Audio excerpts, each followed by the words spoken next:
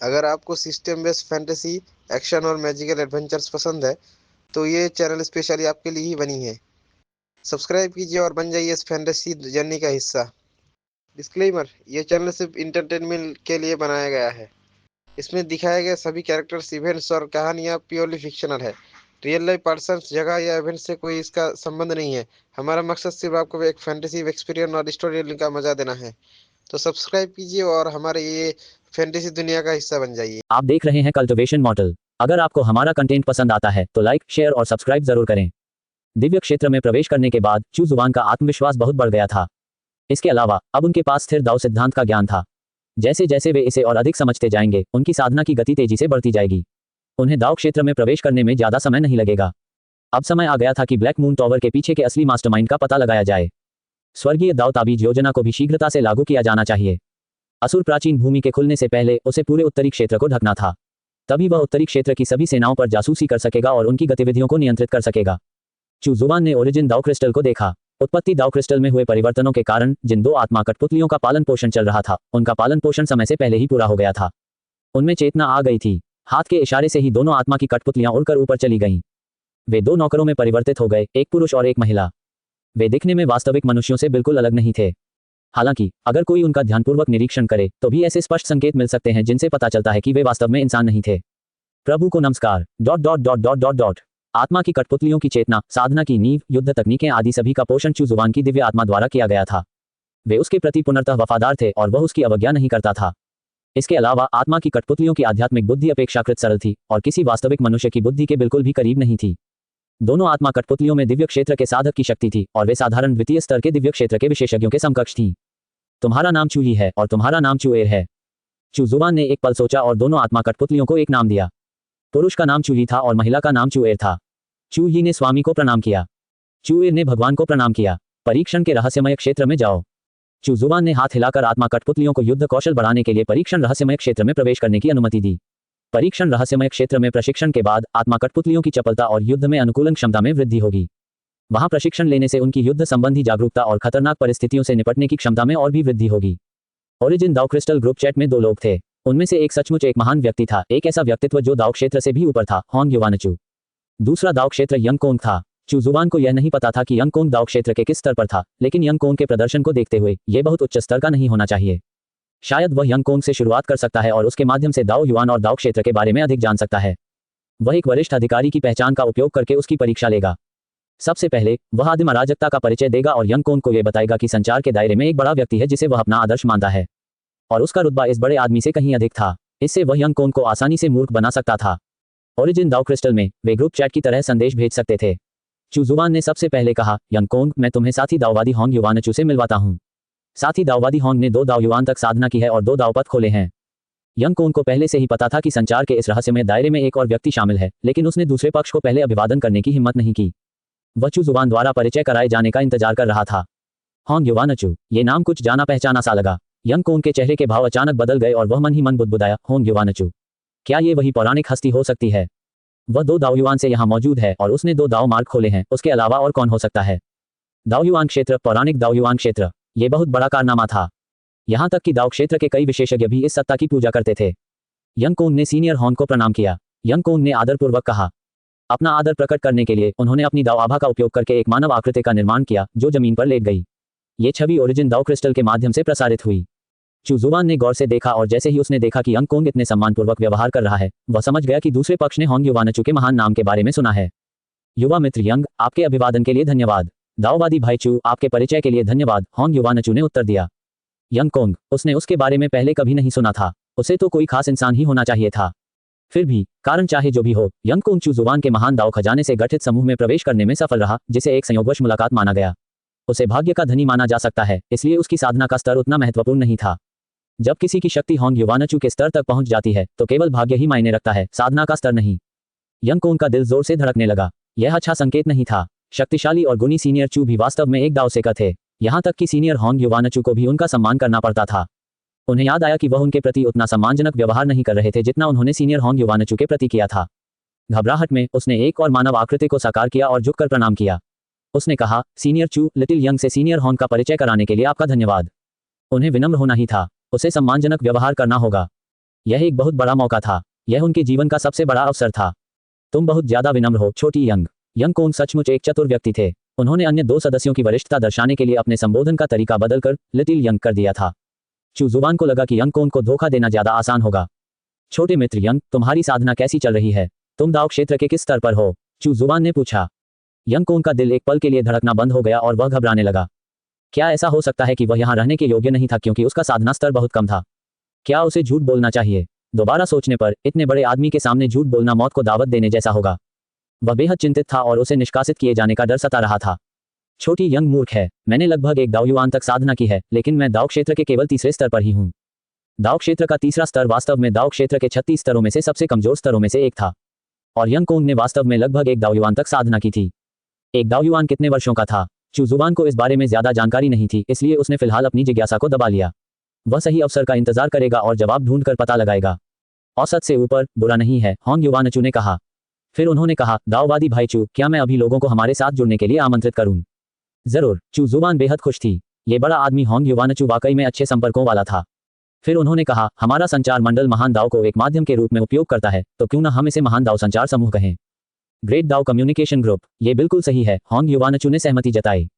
जल्द ही कुछ अलग अलग दाव आभाओं को ओरिजिन दाव क्रिस्टल द्वारा अवशोषित कर लिया गया। फिर होंग युवानचू ने नए लोगों का परिचय कराना शुरू किया। ये साथी दाववादी कुन्हे हैं। इन्होंने दाव का एक मार्ग खोला है और 1 दाव युआन से यहाँ मौजूद हैं। ये मेरे साथी दाववादी रोशियान हैं। इन्होंने दाव का एक मार्ग खोला है और लगभग 2 दाव युआन से इस क्षेत्र में सक्रिय हैं। ये मेरी ही पीढ़ी के हैं। इन 2 दाव युआन स्तर के साधकों के अलावा कुछ दाव स्तर के साधक भी थे। शुयांग दाव क्षेत्र के 30वें स्तर का शिष्य था। वह होंग युवानचू का घनिष्ठ मित्र था। प्याओ रुयुन होंग युवानचू का शिष्य, दाव क्षेत्र का 29वां स्तर। वू फानकुन होंग युआनचू का शिष्य, दाव क्षेत्र का 28वां स्तर। शी जुबान रूशियान की दाव क्षेत्र की शिष्या, दाव क्षेत्र के 26वें स्तर की। इनमें रुओक्सियन, प्याओ रुयुन और शी जुबान सभी महिलाएं थीं। यंग कोंग इतना डरा हुआ था कि बोलने की हिम्मत ही नहीं कर पा रहा था।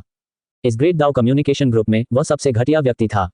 चू जुबान ने दाव युआन क्षेत्र के 2 साधकों से अभिवादन का आदान प्रदान किया, जबकि होंग युआनचू और रोक्सियन के शिष्यों ने सम्मानपूर्वक उन्हें प्रणाम किया। एक दूसरे से परिचित होने के बाद चू जुबान ने ग्रुप चैट छोड़ने का बहाना बनाया।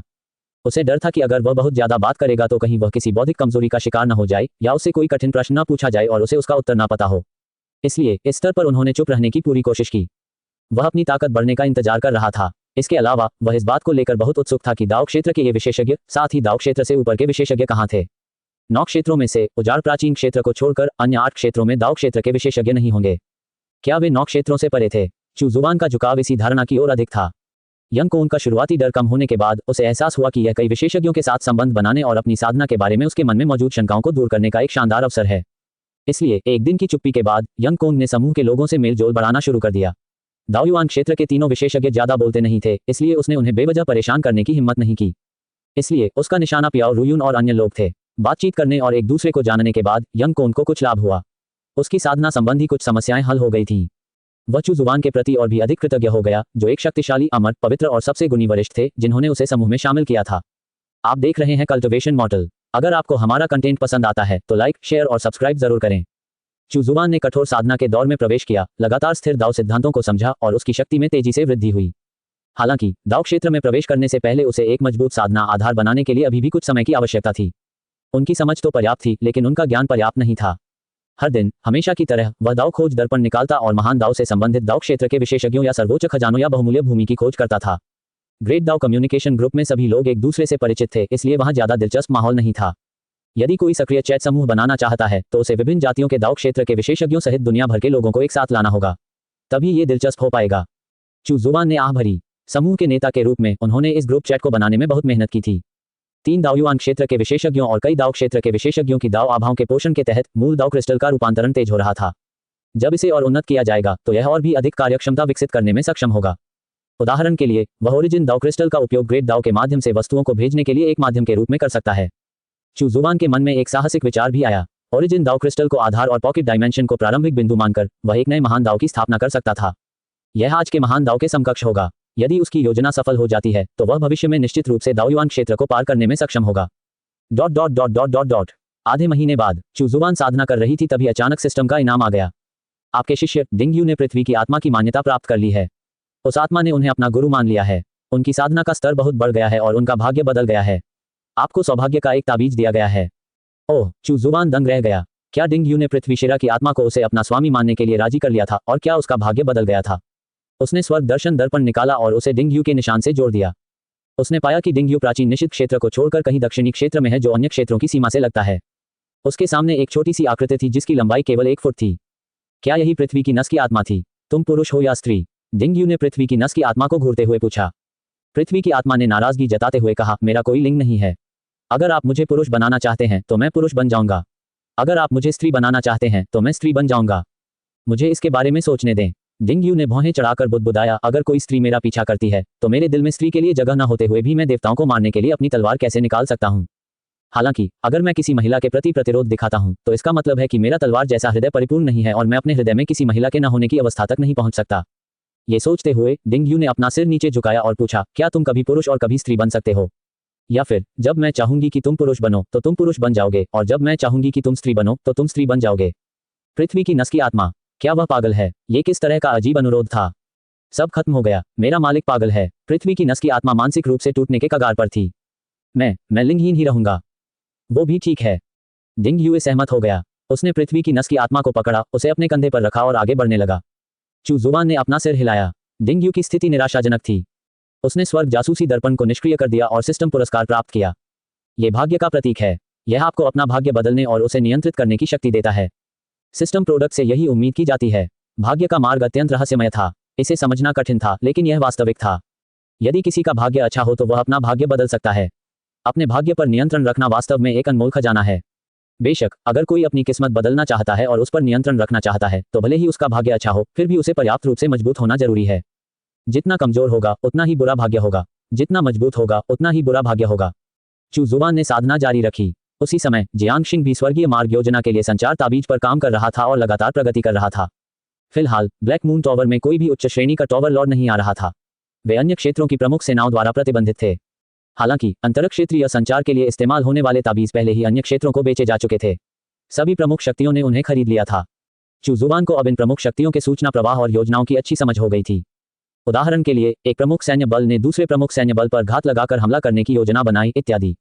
जैसे जैसे संचार ताबीजों की बिक्री बढ़ी और यह पुष्टि हो गई कि जानकारी लीक नहीं होगी, यह उत्तरी क्षेत्र के किसी भी गुट और विशेषज्ञ के लिए एक अनिवार्य वस्तु बन गई। विशेषकर उन लोगों के लिए जो एक टीम के रूप में अभियानों पर जाते थे, उनमें से प्रत्येक को एक संचार ताबीज से सुसज्जित किया जाता था। आजकल संचार संबंधी ताबीजों की तलाश की जाती थी। वे बहुत लोकप्रिय थे। शियांग जिंग ने ब्लैक मून टावर को संचार ताबीज बनाने की कुछ विधियां भी दी थीं। कुछ प्रमुख शक्तियों द्वारा ब्लैक मून टावर में भेजे गए जासूसों ने गुप्त रूप से संचार ताबीज बनाने की 1 या 2 विधियां प्राप्त कर ली थीं। उनका मानना था कि केवल वही लोग वास्तव में सुरक्षित हैं जो अपने संचार संबंधी ताबीजों को परिष्कृत कर लेते हैं। चू जुबान इन प्रमुख शक्तियों के विचारों को अच्छी तरह समझ गया था। वे सभी इस बात से भयभीत थे कि संचार ताबीजों में किसी प्रकार का गुप्त द्वार होगा और प्रेषित जानकारी चोरी हो जाएगी। प्रमोटेड कंटेंट मो 563, 141, 188। हालांकि उन्हें यह नहीं पता था कि भले ही वे व्यक्तिगत रूप से संचार ताबीज को परिष्कृत कर लें, फिर भी वे स्वर्गीय दाव ताबीज के नियंत्रण से बच नहीं पाएंगे। उत्तरी क्षेत्र में स्वर्गीय दाव ताबीज योजना की तैनाती का पहला चरण पूरा हो गया है। एक बार जब लोग किसी चीज का उपयोग करने के आदी हो जाते थे तो वे उस पर निर्भर हो जाते थे। संचार ताबीजों के आने से उत्तरी क्षेत्र में संचार सुविधाजनक हो गया। इसके अलावा प्रेषित जानकारी सुरक्षित थी, इसलिए पहले की तरह बीच रास्ते में संदेशवाहकों के पकड़े जाने की चिंता नहीं रही। इससे भी महत्वपूर्ण बात यह है कि जानकारी वास्तविक समय में प्रसारित की गई थी। समय बिल्कुल भी व्यर्थ नहीं गया। धीरे धीरे संचार ताबीज के माध्यम से सभी प्रकार के मिशन और आदेश जारी किए जाएंगे। ये बात तब और भी सच साबित होती थी जब परिस्थितियां बदल जाती थीं और मिशनों में बदलाव करने की आवश्यकता होती थी। इसलिए विभिन्न बड़े गुटों और संगठनों की कार्रवाइयां चू जुबान से छिपी नहीं रहेंगी। यही स्वर्गीय दाव ताबीज योजना का मूल तत्व था। सब कुछ स्वर्गीय दाव ताबीज के नियंत्रण में होगा, जिससे वह अपनी इच्छानुसार या जरूरत के अनुसार कोई भी जानकारी प्राप्त कर सकता है। जानकारी प्राप्त करना स्वर्गीय दाव ताबीज योजना का केवल पहला चरण था। स्वर्गीय दाव ताबीज को और उन्नत किए जाने पर योजना आगे बढ़ेगी। स्वर्गीय दाव ताबीज सबसे पहले उत्तरी क्षेत्र को, फिर अन्य 7 क्षेत्रों को और अंत में पूरे 9 क्षेत्रों को कवर करेगा। चू जुबान को कभी कभार स्वर्गीय दाव ताबीज से असुर प्राचीन भूमि के बारे में कुछ जानकारी मिल जाती थी। इसके अलावा वह आसपास प्रसारित हो रही अन्य जानकारियों पर ज्यादा ध्यान नहीं देता था। स्वर्गीय दाव ताबीज की योजना अभी शुरू ही हुई थी, इसलिए वह ज्यादा दखल नहीं दे सकता था। अन्यथा इसका रहस्य उजागर हो जाता और सबको पता चल जाता। वर्तमान में जियांग जिंग स्वर्गीय दाव ताबीज योजना के संचार ताबीज वाले हिस्से का प्रभारी था। चू जुबान को लगा कि लोगों की संख्या बढ़ाना आवश्यक है। वे स्वर्गीय दाव ताबीज के संचालन और सूचनाओं की निगरानी के लिए जिम्मेदार होंगे। आत्मा की कठपुतलियां एक बहुत अच्छा विकल्प थीं। सुशियान एयर को कभी कभार सूचनाएं मिलती थीं, लेकिन वे सूचनाएं केवल ब्लैक मून टॉवर द्वारा भेजे गए दस्तावेजों और रिपोर्टों तक ही सीमित थीं। उनका अभी तक स्वर्गीय दाव ताबीज से कोई संपर्क नहीं हुआ था। स्वर्गीय दाव ताबीज योजना का प्रभाव बहुत व्यापक था। चू जुबान के अलावा किसी और को इसके बारे में पता नहीं चल सकता था। सौभाग्य के ताबीज से खेलते हुए चू जुबान को अचानक एक विचार आया। सू शियान एर मध्य क्षेत्र से थी, लेकिन वह मध्य क्षेत्र के भाग्य को ढोने वाली नहीं थी। क्या वह सौभाग्य के ताबीज का उपयोग करके सू शियान एर की किस्मत बदल सकता है और उसे मध्य क्षेत्र की भाग्य की पुत्री बना सकता है? यदि वह सफल हो जाता है तो उत्तरी क्षेत्र के 5 क्षेत्रों में से केवल पूर्वी क्षेत्र का भाग्यवान पुत्र ही उसका नहीं होगा। हालांकि जियाओ लियांग का कोई गुरु नहीं था, फिर भी उन्हें उनका शिष्य माना जा सकता है। चू जुबान ने इसे आजमाने का फैसला किया। उसने सौभाग्य के ताबीज को सक्रिय किया और एक धुंधली रोशनी प्रकट हुई। रहस्यमय ताबीज तैरता हुआ आया और सू शियान एर पर जा गिरा। चू जुबान के पास सौभाग्य का ताबीज था। वह सू शियान एर के भाग्य को मजबूत करना चाहता था और उसे मध्य क्षेत्र की भाग्यशाली पुत्री में बदलना चाहता था। अचानक उसे महसूस हुआ कि उसकी दैवीय शक्ति अत्यंत तीव्र गति से क्षीण हो रही है। उसकी दिव्य आत्मा की शक्ति भी उसी गति से क्षीण हो रही थी। उसकी शक्ति उस गति से कम हो रही थी जो दाओ सीकिंग मिरर का उपयोग करते समय की गति से कुछ ही कम थी। चू जुबान मन ही मन हैरान रह गई। किसी क्षेत्र के भाग्य के वाहक को बदलना बहुत मुश्किल था। अंततः चू जुबान ने हार मान ली। वह अब और अधिक दिव्य शक्ति और आत्मशक्ति खर्च नहीं कर सकता था। संभवतः कठिनाई इसलिए बढ़ गई थी क्योंकि मध्य क्षेत्र उत्तरी क्षेत्र का सबसे शक्तिशाली क्षेत्र था। हालांकि उनके प्रयासों से सू शियान एर मध्य क्षेत्र की भाग्य की पुत्री तो नहीं बन पाई, लेकिन इससे उनका भाग्य और भी मजबूत हो गया। सू शियान एर मूल रूप से एक भाग्यशाली व्यक्ति थी, अन्यथा वह भाग्यशाली रहस्यमयी लोक द्वारा उस छोटे से आंगन में न लाई जाती। शुभ चिन्ह को एक तरफ रखते हुए चू जुबान ने अपनी दिव्य शक्ति को पुनः प्राप्त करना शुरू किया। बहुत सुख था। मध्य क्षेत्र के भाग्य का पुत्र कौन था? उसके मन में एक बेतुका विचार आया। क्या ये सू शियान एर का मंगेतर हो सकता है? सू शियान एर उसी की वजह से मध्य क्षेत्र से भाग निकली थी। कारण यह था कि जिस व्यक्ति से उसकी जबरन शादी कराई गई थी वह बदसूरत था, उसका स्वभाव बुरा था और उसकी बदनामी भी थी। क्या भाग्य के पुत्रों में बदसूरत कमीने भी होते हैं? चू जुबान गहरी सोच में डूब गया। चाहे वो डिंग यू हो, वांग लुओ हो या शियाओ लियांग, उनमें से कोई भी बदसूरत नहीं था। हाँ, जियांग जिंग कुछ समय के लिए कंकाल राक्षस बन गया था। वह अग्नि अस्थियों के साथ पैदा हुआ था। हालांकि ठीक होने के बाद उसका रूप बदसूरत नहीं था। क्या ऐसा हो सकता है कि सू शियान एर का मंगेतर वास्तव में बदसूरत न हो? अगर वाकई वही है तो चीजें दिलचस्प होंगी। चू जुबान मन ही मन हंस पड़ा। सू शियान एर की साधना गति और उसकी मजबूत नींव को देखते हुए वह किसी भी तरह से भाग्य की संतान से कम नहीं थी। Dot dot dot dot dot dot इसके अलावा वह उसकी नौकरानी थी, तो वह मध्य क्षेत्र के भाग्य के पुत्र से कैसे हार सकती थी? चू जुबान ने साधना जारी रखी। हर दिन वह दाव खोज दर्पण का उपयोग करके दाव क्षेत्र के विशेषज्ञों की खोज करने के लिए समय निकालता था। आखिरकार ग्रेट दाव कम्युनिकेशन ग्रुप में लोगों की संख्या बहुत कम थी। इसके अलावा उनमें से अधिकांश होंग युवानचू के परिचित थे। यंग कोंग ही एकमात्र अजनबी थी। वह समूह में सबसे छोटा सदस्य था। उसकी साधना शक्ति सबसे कमजोर थी। यंग कोंग ने शायद समूह में बातचीत करते समय गहरी सांस लेने की भी हिम्मत नहीं की होगी। 3 दिन बाद चू जुबान दाव सीकिंग मिरर का उपयोग करके दाव क्षेत्र के विशेषज्ञों की खोज कर रहा था। अचानक सिस्टम का इनाम मिल गया। उत्तरी क्षेत्र की औषधि निर्माण प्रतियोगिता में आपके शिष्य वांग लुओ ने दिखावटी प्रदर्शन करते हुए अपने शत्रुओं की प्रतिष्ठा को धूमिल किया और उत्तरी क्षेत्र को हिलाकर रख दिया, जिससे उनका भाग्य और आत्मविश्वास बढ़ा। आपको भाग्य को दबाने वाले दाव कड़ाहे से सम्मानित किया गया है। क्या उत्तरी क्षेत्र की दवा की गोलियों को परिष्कृत करने की प्रतियोगिता आखिरकार समाप्त हो गई? वांग लुओ ने सफलतापूर्वक अपनी शक्ति का प्रदर्शन किया और अपने शत्रुओं की प्रतिष्ठा को कुचल दिया। क्या वह सत्ता में आसीन हो गया था? चू जुबान ने दाव सीकिंग मिरर को नीचे रख दिया और हेवन स्पाइंग मिरर निकाल लिया। उसने इसे वांग लुओ के निशान से जोड़ दिया। छवि प्रक्षेपण में वांग लुओ गोली शोधन मंच पर खड़ी थी। उसके हाथ में एक दिव्य गोली थी। अपनी सम्राट स्तर की साधना शक्ति के साथ जब उन्होंने एक दिव्य औषधि का निर्माण किया तो उत्तरी क्षेत्र को आश्चर्य क्यों नहीं हुआ होगा? दवा की गोलियों को परिष्कृत करने के चरण के आसपास कई विशेषज्ञ एकत्रित थे। वे सभी उत्तरी क्षेत्र की प्रमुख सेनाओं के शीर्ष विशेषज्ञ थे। उनमें से एक व्यक्ति का चेहरा गंभीर और बदसूरत था। कई विशेषज्ञों ने उस पर उपहास भरी निगाहें डालीं। वह व्यक्ति निश्चित रूप से वांग परिवार का विशेषज्ञ था। वांग लुओ के दिखावे ने वास्तव में वांग परिवार की प्रतिष्ठा को नुकसान पहुंचाया था। उनकी प्रतिष्ठा को चूर चूर कर दिया गया था और उनके चेहरे को मिट्टी में मिला दिया गया था। कुलपति वांग, मेरा वांग लुओ का वांग परिवार से कोई संबंध नहीं है। आपको मुझे आदेश देने का कोई अधिकार नहीं है। हाँ, मेरे छोटे दोस्त वांग सही कह रहे हैं। आपके वांग परिवार ने उन्हें पहले ही निष्कासित कर दिया है, इसलिए वे अब आपके वांग परिवार के सदस्य नहीं हैं। एक बुजुर्ग व्यक्ति खिलखिलाकर हंस पड़ा। ठीक है, ठीक है। छोटा दोस्त वांग अब वांग परिवार का सदस्य नहीं है। अन्य विशेषज्ञों ने भी इस बात से सहमति जताई। कुलपति वांग इतने क्रोधित थे कि उनकी आभा उग्र हो उठी और ऐसा लग रहा था मानो वे किसी को जान से मार देना चाहते हों। कुलपति वांग, यह आपके वांग परिवार का इलाका नहीं है। गर्भनिरोधक गोलियां बनाने के मंच पर मौजूद एक अधेड़ उम्र के व्यक्ति ने पैट्रियार्क वांग पर टकटकी लगाते हुए एक उग्र आभा बिखेरी। उत्तरी क्षेत्र की गोली शोधन प्रतियोगिता के नियमों का उल्लंघन नहीं किया जा सकता। उत्तरी क्षेत्र में औषधि शोधन करने वाले संप्रदायों में से एक के एक विशेषज्ञ ने भी गंभीर स्वर में अपनी बात रखी। कुलपति वांग का दिल कांप उठा क्योंकि कई शक्तियां उन पर केंद्रित हो गईं। अगर उन्होंने कोई हरकत करने की हिम्मत की तो ये लोग वांग लुओ को फंसाने के लिए बिल्कुल भी दया नहीं दिखाएंगे। वह पश्चाताप से भर गया था। वांग लुओ की रसायन विद्या की प्रतिभा वास्तव में इतनी चौंकाने वाली थी। सम्राट स्तर की साधना से एक दिव्य औषधि का सफल शोधन हुआ। ये किस तरह की भयानक प्रतिभा थी? अपनी रसायन विद्या की कुशलता के कारण सर्वोच्च क्षेत्र के शिखर पर अटके हुए अनगिनत विशेषज्ञ उनसे सहायता की गुहार लगाते थे। यहाँ तक कि स्वर्ग लोक के विशेषज्ञ भी उन्हें एक विशिष्ट अतिथि के रूप में मानते। इसके अलावा ये लगभग निश्चित था कि उसे स्वर्ग लोक में प्रवेश करने में कोई समस्या नहीं होगी। वांग परिवार को एक भीषण क्षति का सामना करना पड़ा था। इसके अलावा इस घटना के बाद वांग परिवार उत्तरी क्षेत्र या यहाँ तक कि पूरे उत्तरी क्षेत्र में हंसी का पात्र बन जाएगा। वह जानता था कि जब तक वांग लुओ जीवित रहेगा, वांग परिवार कभी भी दोबारा उठ खड़ा नहीं हो पाएगा। जब तक कोई मूर्ख न हो, विभिन्न बड़ी ताकतों के विशेषज्ञ ये जानते होंगे कि वांग लुओ और वांग परिवार में से किसे चुनना है। इस बच्चे को मरना होगा। कुलपति वांग के हृदय में हत्या का इरादा प्रबल हो गया। उन्होंने वांग लुओ, इस महान अभिशाप से छुटकारा पाने का अवसर तलाशने का निश्चय कर लिया था। चू जुवान ने आगे देखना बंद कर दिया। वांग परिवार द्वारा कोई कदम उठाने की कोशिश करना कोई आश्चर्य की बात नहीं थी। वांग लुओ और अन्य शक्तियां ये बात अच्छी तरह जानती थीं। वे वांग परिवार को भी ऐसा करने के लिए प्रोत्साहित करते थे। जब वांग लुओ खतरे में होता तो वे उसे बचाने के लिए हस्तक्षेप करते थे। इस तरह वे वांग लुओ को अपने जाल में फंसा लेते थे। वांग लुओ जैसे पिलदाव के प्रतिभाशाली व्यक्ति को प्राप्त करने वाला कोई भी गुट तेजी से शक्ति में वृद्धि करेगा। कुछ विशेषज्ञों के लिए, जो लंबे समय से एक गतिरोध में फंसे हुए थे, वांग लुओ से दोस्ती करने का यह उनका सबसे अच्छा मौका होगा। उन्हें सफलता की संभावना बढ़ाने के लिए कुछ गोलियों की जरूरत थी। स्वर्ग जासूसी दर्पण को निष्क्रिय करने के बाद चू जुवान ने सिस्टम पुरस्कार प्राप्त करने का विकल्प चुना। उसके हाथ में दाव कड़ाही प्रकट हुई। यह महान दाव से संघनित एक छोटी कड़ाही थी। भाग्य को दबाने वाला दाव कड़ाहा। महान दाव आपस में गुंथी हुई है। ये गोलियों को परिष्कृत कर सकती है, हर चीज को परिष्कृत कर सकती है और भाग्य को दबा सकती है। ये भाग्य को दबाने वाला एक शक्तिशाली खजाना था। इसे एक समयोचित खोज माना जा सकता है। अब चू जुवान के हाथ में दो भाग्य बदलने वाले खजाने थे। एक का उद्देश्य भाग्य को बदलना था और दूसरे का उद्देश्य भाग्य को दबाना था। चू जुवान का दृढ़ संकल्प और भी प्रबल हो गया। जैसा कि अपेक्षित था, भाग्य के बच्चों को बढ़ने के लिए स्वतंत्र रूप से घूमने की अनुमति देना आवश्यक था। तभी उनके लिए प्रणालीगत पुरस्कारों को प्राप्त करना आसान होगा। शियांग जिंग की वर्तमान शक्ति अभी भी कम थी और स्वर्गीय दाव तावीज की योजना उसके बिना पूरी नहीं हो सकती थी। अन्यथा चू जुवान उसे भी भेज देता। उनके शिष्यों की संख्या अभी भी बहुत कम थी। उन्हें बड़ी किस्मत से कुछ और शिष्य मिल गए। चू जुवान दाव क्षेत्र के विशेषज्ञों की तलाश जारी रखने ही वाला था कि तभी सुशियान एर एक अजीब से भाव के साथ वहां आ गई। सर, मुझे नहीं पता क्यों, लेकिन पिछले 2 दिनों से मुझे थोड़ी बेचैनी महसूस हो रही है। ऐसा लग रहा है जैसे कुछ मुझे छोड़कर जाने वाला है। चू जुवान ने सिर उठाकर देखा। सुशियान एर अब भी बेजोड़ रूप से सुंदर और आकर्षक थी। उसके व्यक्तित्व में एक विशेष आकर्षण था।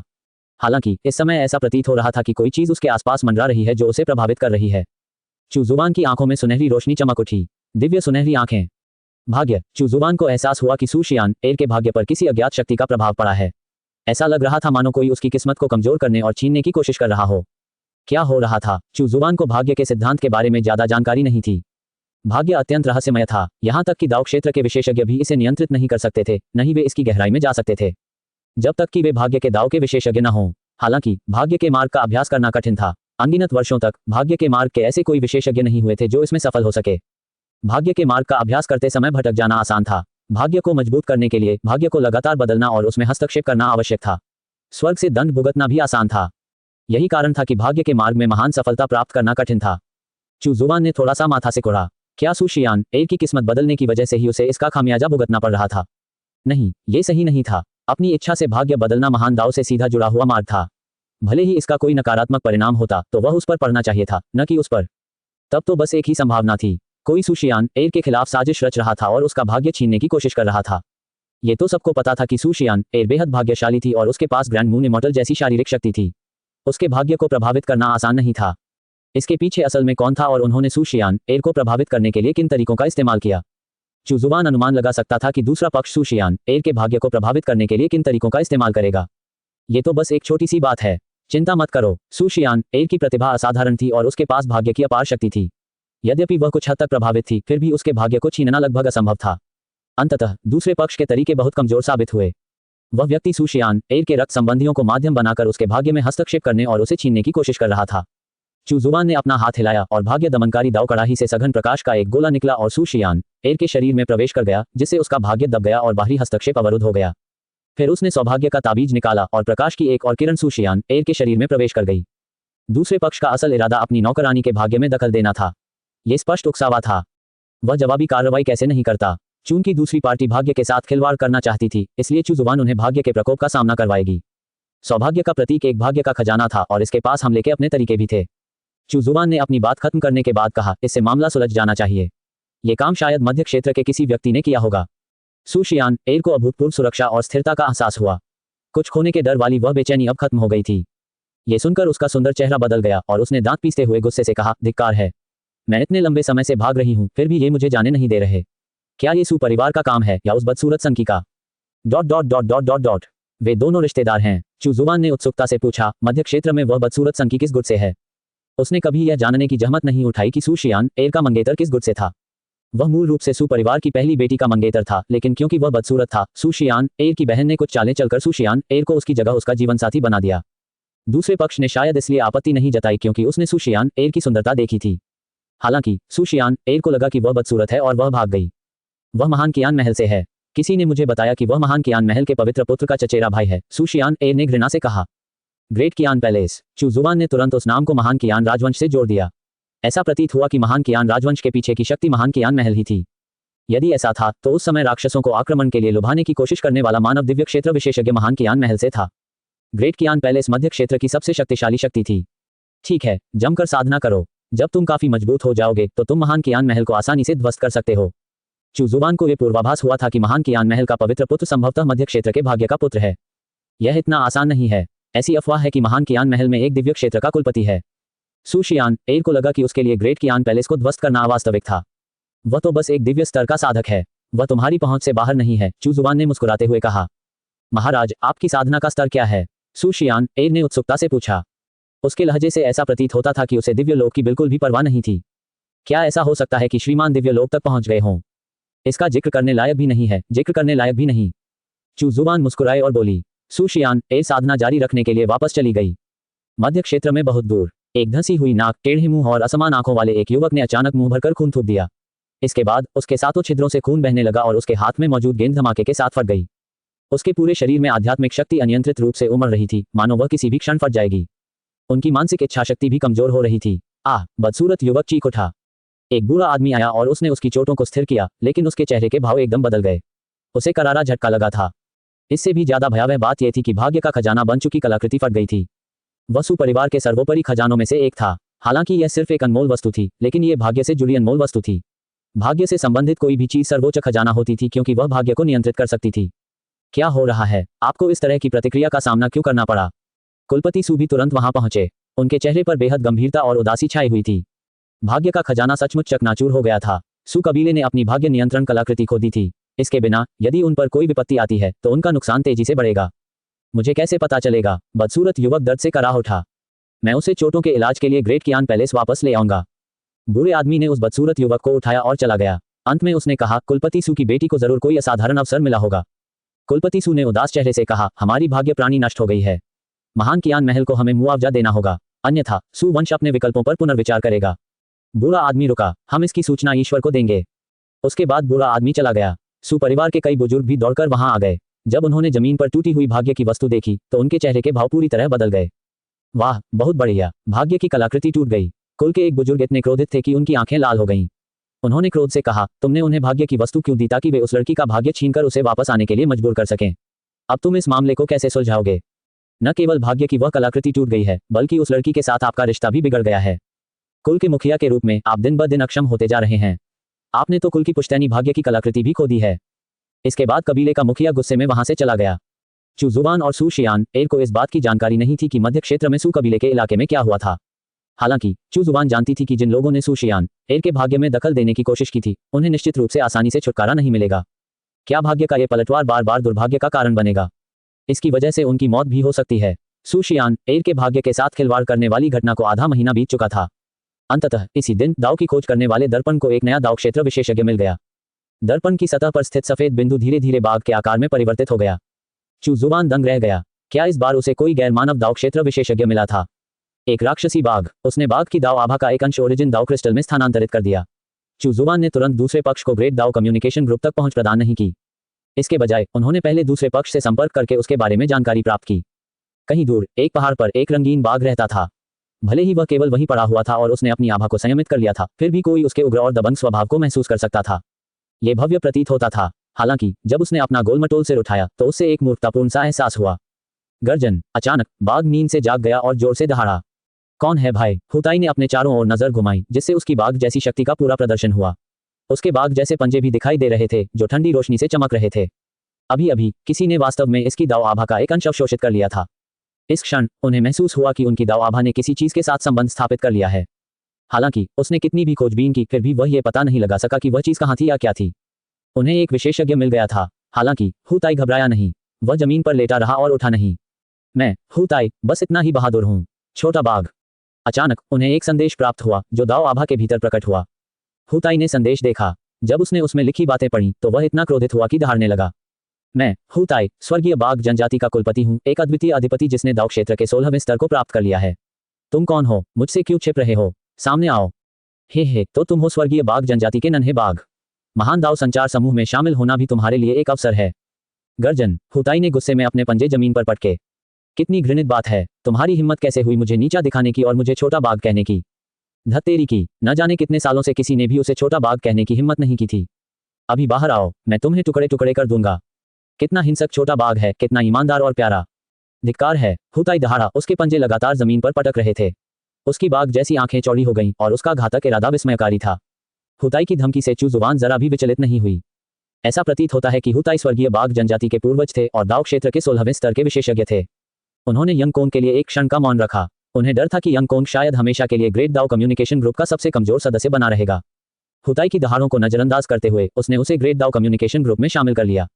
उन्होंने तुरंत एक संदेश भेजकर हुताई के आगमन की सूचना दी। राक्षस जाति के स्वर्गीय बाघ कबीले से आने वाले हुताई को सौभाग्य से महान दाव संचार समूह में प्रवेश करने का अवसर मिला है। चलिए एक दूसरे को जानते हैं। इसके बाद उन्होंने हुताई के साधना स्तर का परिचय दिया। यंगकोंग चुपचाप देखता रहा और उसकी आंखों में आंसू भर आए। समूह में एक नया दोस्त आ गया था, लेकिन वह अब भी सबसे कमजोर था। यह बहुत दुखद था। हुताई ने ग्रेट दाव कम्युनिकेशन ग्रुप में प्रवेश किया और दहाड़ना जारी रखा। उसने अपशब्दों की बौछार भी कर दी। ग्रेट दाव कम्युनिकेशन ग्रुप क्या है? तुम खुद को क्या समझते हो? क्यों चुप रहे हो? ग्रेट दाव नाम का इस्तेमाल करने की तुम्हारी हिम्मत कैसे हुई? अगर हिम्मत है तो सामने आओ, मैं तुम्हें टुकड़े टुकड़े कर दूंगा। जुबान के होठों के कोने फड़क उठे। ये बाघ तो बड़े ही गुस्सैल और मूर्ख थे। ... उन्हें उम्मीद थी कि उन्हें पीट पीट कर मार नहीं डाला जाएगा। उन्हें नहीं पता था कि दाव क्षेत्र के विशेषज्ञ कहाँ छिपे हुए हैं, लेकिन बाकी लोग शायद हुताई को ढूंढ सके, है ना? हुताई की 16वें स्तर की दाव साधना महान दाव संचार समूह में सबसे निचले स्तर से तीसरे स्थान पर थी। नीचे से पहला व्यक्ति निस्संदेह जुबान था। वह दाव क्षेत्र में भी नहीं था।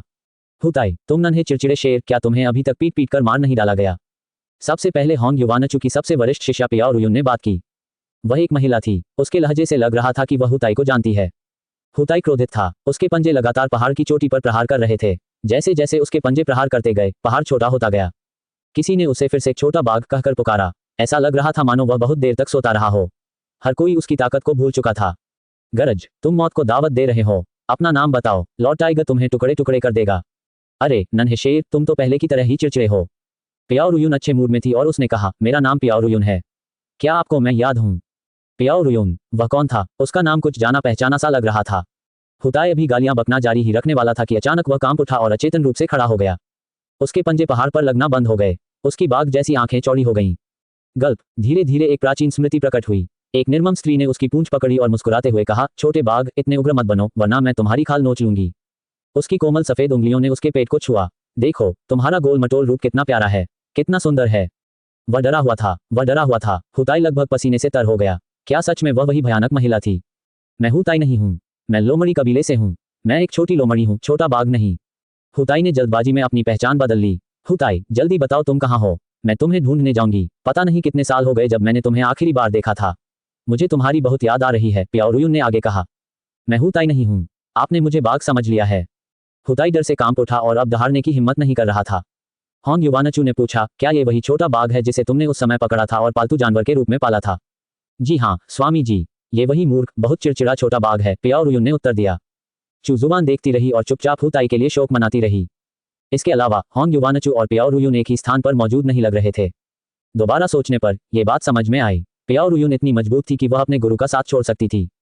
आखिरकार उनके लिए हमेशा साथ रहना असंभव था। उस समय जब मैंने तुम्हारे छोटे बाघ को देखा था, वह हिंसक और नासमझ था और उसका भाग्य बहुत अच्छा था। भाईचू के महान दाव संचार में प्रवेश कर पाना, जैसा कि अपेक्षित था, उसका भाग्य वाकई बहुत अच्छा है। होंग युवानचू ने आह भरी और फिर कुछ नहीं बोली। बेशक ये बहुत भाग्यशाली था। अगर यह इतना भाग्यशाली न होता तो अपने हिंसक और सरल स्वभाव के कारण इसे बहुत पहले ही पीट पीट कर मार डाला गया होता। पियाओ रुयुन बहुत खुश थी। वह समूह में बार बार पूछ रही थी कि हुताई कहाँ है। हुताई बेहद घबरा गया था। क्या वह खूंखार बॉस भी ग्रेट दाव कम्युनिकेशन ग्रुप में था? जिस व्यक्ति ने अभी उसे लिटिल टाइगर कहा, क्या वह उस बिग बॉस के बराबर का कोई महत्वपूर्ण व्यक्ति था? मुझे इतना डर लग रहा है। हुताई को लगा कि इस समय उसे अपना रुख बदलना होगा। अब तक जीवित रहने और दाव क्षेत्र के 16वें स्तर तक साधना करने में सौभाग्य और प्रतिभा के अलावा ये जानना भी महत्वपूर्ण था कि कब पीछे हटना है। पीछे मुड़कर सोचने पर जीवित रहने के लिए वह अक्सर मासूमियत का दिखावा करता था। वरिष्ठ महोदय, लिटिल टाइगर ने अभी अभी आपको नाराज कर दिया। कृपया मुझे क्षमा कर दीजिए, वरिष्ठ महोदय। इसके अलावा उसने दावसार से अपने रूप को संकुचित कर लिया था और उसका भद्दा रूप प्यारा लग रहा था। चू जुबान अवाक रह गई। क्या ये स्वर्गीय बाघ जनजाति का पूर्वज था? वह बहुत प्यारा व्यवहार कर रहा था। जब वह कमजोर था तो शायद वह बहुत ही प्यारी हरकतें करता था। मैं तुम्हारे जैसे छोटे शेर से इस बारे में बात नहीं करूंगा, चू जुबान ने जवाब दिया और फिर चुप हो गया। उसे एक बड़े आदमी की भूमिका ठीक से निभानी थी। वह जूनियर सदस्यों को ग्रेट दाओ कम्युनिकेशन ग्रुप में बातचीत करने के लिए छोड़ देता था। प्याओ रुयुन अभी भी हु ताई के ठिकाने के बारे में पूछ रही थी। वुफांगकुन और शी जुबान भी इसमें शामिल हो गए। अंत में यंग कोंग भी सावधानीपूर्वक बातचीत में शामिल हो गई। वह समूह का सबसे निकम्मा सदस्य था। उनमें से कोई भी उसे आसानी से कुचल सकता था, इसलिए वह अतिरिक्त सतर्क और सावधान रहता था। उसे डर था कि अगर उसने कुछ गलत कह दिया तो कोई उसे ढूंढकर मार डालेगा। ग्रेट दाओ कम्युनिकेशन ग्रुप में ऐसा प्रतीत हुआ जैसे वह अपने कमजोर दौर में लौट आया हो। वह एक ऐसी जगह पर था जहां बलवान लोग उसे घेरे हुए थे। वह एक नाजुक स्थिति में था। भाई हु, मेरा नाम यंग कोंग है। हुताई की आंखें चमक उठी। तो वह यहाँ सबसे कमजोर नहीं था। अभी भी कोई ऐसा था जो उससे भी कमजोर था। शुरुआती घबराहट के बाद वह शांत हो गया।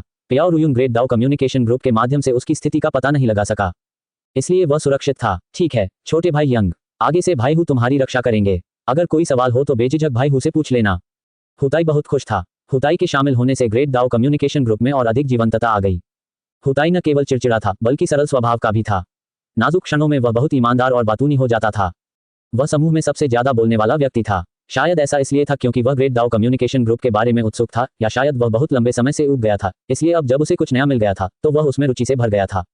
चू जुबान ग्रेट दाओ कम्युनिकेशन में हो रही चर्चाओं पर ध्यान दे रहा था। दाओयुआन क्षेत्र के तीनों वरिष्ठ बीच बीच में कुछ शब्द बोलते थे। जब भी ऐसा होता हुताई बड़े अधिकारियों को खुश करने के लिए मासूमियत भरा व्यवहार करती थी। कुछ दिनों के अवलोकन के बाद चू जुबान को एहसास हुआ कि हुताई का स्वभाव हिंसक था और वह बेहद सरल स्वभाव का था। फिर भी उनके पास एक बहुत ही उत्कृष्ट विशेषज्ञता थी, यानी कि उसे पता था कि कब पीछे हटना है और मासूमियत का नाटक करना है। शायद इसीलिए वह जानता था कि कब पीछे हटना है और भोलापन दिखाना है, जिसकी वजह से वह अब तक जीवित रह सका और दाव क्षेत्र का विशेषज्ञ बन गया। जैसे जैसे ग्रेट दाव कम्युनिकेशन ग्रुप में दाव क्षेत्र के विशेषज्ञों की संख्या बढ़ी और उनकी बातचीत की आवृत्ति बढ़ी, वैसे वैसे ओरिजिन दाव क्रिस्टल में प्रवाहित होने वाली दाव आभा भी बढ़ी। उत्पत्ति दाव क्रिस्टल से जेबनुमा आयाम में फैली दाव आभा और भी अधिक सघन हो गई। आखिरकार ग्रेट दाव कम्युनिकेशन ग्रुप में बातचीत करते समय व्यक्ति को अपनी दाव आभा को प्रकट करना और उसका उपयोग संदेश भेजने के लिए करना आवश्यक था। चू जुबान ने अपने प्रयास जारी रखे और प्रतिदिन दाव सीकिंग मिरर का उपयोग करके दाव क्षेत्र के विशेषज्ञों की खोज करना जारी रखा। लंबे समय के दौरान उन्होंने दाव क्षेत्र के 2 विशेषज्ञों की खोज की थी। उनमें से एक यंग कोंग थे जो समूह में सबसे निचले पायदान पर थे। दूसरा हुताई था। अब तक उसे महान दाव से संबंधित कोई खजाना या बहुमूल्य भूमि नहीं मिली थी। 9 क्षेत्रों में महान दाव से संबंधित खजाने या बहुमूल्य भूमि अत्यंत दुर्लभ थे। यदि वे मौजूद भी थे तो वे संभवतः निर्जन प्राचीन क्षेत्र में ही थे। 1 महीने बाद जब चू जुबान दाव खोज दर्पण का उपयोग करके दाव क्षेत्र के विशेषज्ञों की खोज कर रहा था, तभी अचानक सिस्टम का इनाम आ गया। आपके शिष्य वांग लुओ का सामना एक शक्तिशाली शत्रु से हुआ और वह उत्तरी क्षेत्र के एक प्राचीन निषिद्ध क्षेत्र में भाग निकला। उसने सम्राट स्तर की भाग्य कलाकृति प्राप्त की। आपको महान दाव ज्ञानोदय से पुरस्कृत किया गया है। चू जुबान दंग रह गई। क्या वांग लुओ का पीछा किया जा रहा था? चू जुबान ने वांग लुओ के लिए जो शक्ति छोड़ी थी वह सक्रिय नहीं हुई थी, इसलिए उसके शिष्य को किसी जानलेवा संकट का सामना नहीं करना चाहिए था। इसके अलावा वांग लुओ बहुत जिद्दी था। जब तक बिल्कुल जरूरी न हो वह चू जुबान द्वारा उसके लिए छोड़े गए जीवन रक्षक साधनों पर कभी भरोसा नहीं करता। क्या वह उत्तरी क्षेत्र में स्थित एक प्राचीन निषिद्ध भूमि में प्रवेश कर गया था और उसने सम्राट स्तर की भाग्य संबंधी कलाकृति प्राप्त कर ली थी? भाग्य के पुत्र से यही उम्मीद थी। उसने सचमुच दुर्भाग्य का सामना किया और उसे सौभाग्य में बदल दिया। चू जुबान ने वांग लुओ की स्थिति के बारे में कोई जानकारी नहीं ली। भाग्य के पुत्र के लिए खतरा ही अवसर होता है। उनके लिए मरना इतना आसान नहीं था। इस बार इस प्रणाली का पुरस्कार भाग्य के सिद्धांत पर एक ज्ञानोदय था। भाग्य का मार्ग अप्रत्याशित और रहस्यमय था। ये साधना करने और समझने के लिए सबसे कठिन मार्गों में से एक था। चू जुबान बहुत उत्साहित था। भाग्य के मार्ग पर ज्ञानोदय होने का अर्थ था कि उसे भाग्य के मार्ग का गहन ज्ञान और अंतर्दृष्टि प्राप्त होगी। वह सौभाग्य के ताबीज और भाग्य को दबाने वाले मार्ग के पात्र का बेहतर उपयोग कर सकेगा। संभवतः वह उनकी शक्ति का पूर्ण उपयोग भी कर पाएगा। उन्होंने सिस्टम रिवॉर्ड प्राप्त करना चुना। पल भर में चू जुबान एक रहस्यमय समाधि जैसी अवस्था में प्रवेश कर गया। ऐसा लगा मानो वह फिर से महान दाव की यात्रा पर निकल पड़ा हो। यह ज्ञानोदय की रहस्यमय अवस्था थी। ... भाग्य क्या था? यह इतना रहस्यमय था कि इसका सटीक वर्णन करना असंभव था। कुछ समय बाद चू जुबान ज्ञानोदय की अवस्था से जाग उठी। इस क्षण उन्हें उस ज्ञानोदय से भाग्य के रहस्यों की समझ प्राप्त हो गई थी। रहस्यमय और सघन आध्यात्मिक ऊर्जा ने उसके शरीर को घेर लिया था। ऐसा प्रतीत होता था कि वह सब कुछ नियंत्रित कर सकता है। यह भाग्य का मार्ग था। चू जुबान ने आह भरी। भाग्य का मार्ग बहुत ही रहस्यमय और शक्तिशाली था। यदि वह भाग्य के मार्ग का अभ्यास करता तो वह अनगिनत खतरों से बच सकता था। वह जहां भी होगा उसे अवसर जरूर मिलेंगे। यदि उसे किसी खतरे का सामना करना पड़ता तो उसे अचानक शक्तिशाली लोगों की मदद मिल जाती। लोगों को व्यक्तिगत रूप से मारने की कोई आवश्यकता नहीं थी। यह एक अत्यंत भयावह और रहस्यमय दाव था। चूजुवान को केवल भाग्य के मार्ग के आरंभिक बिंदु तक ही पहुंचा हुआ माना जा सकता है।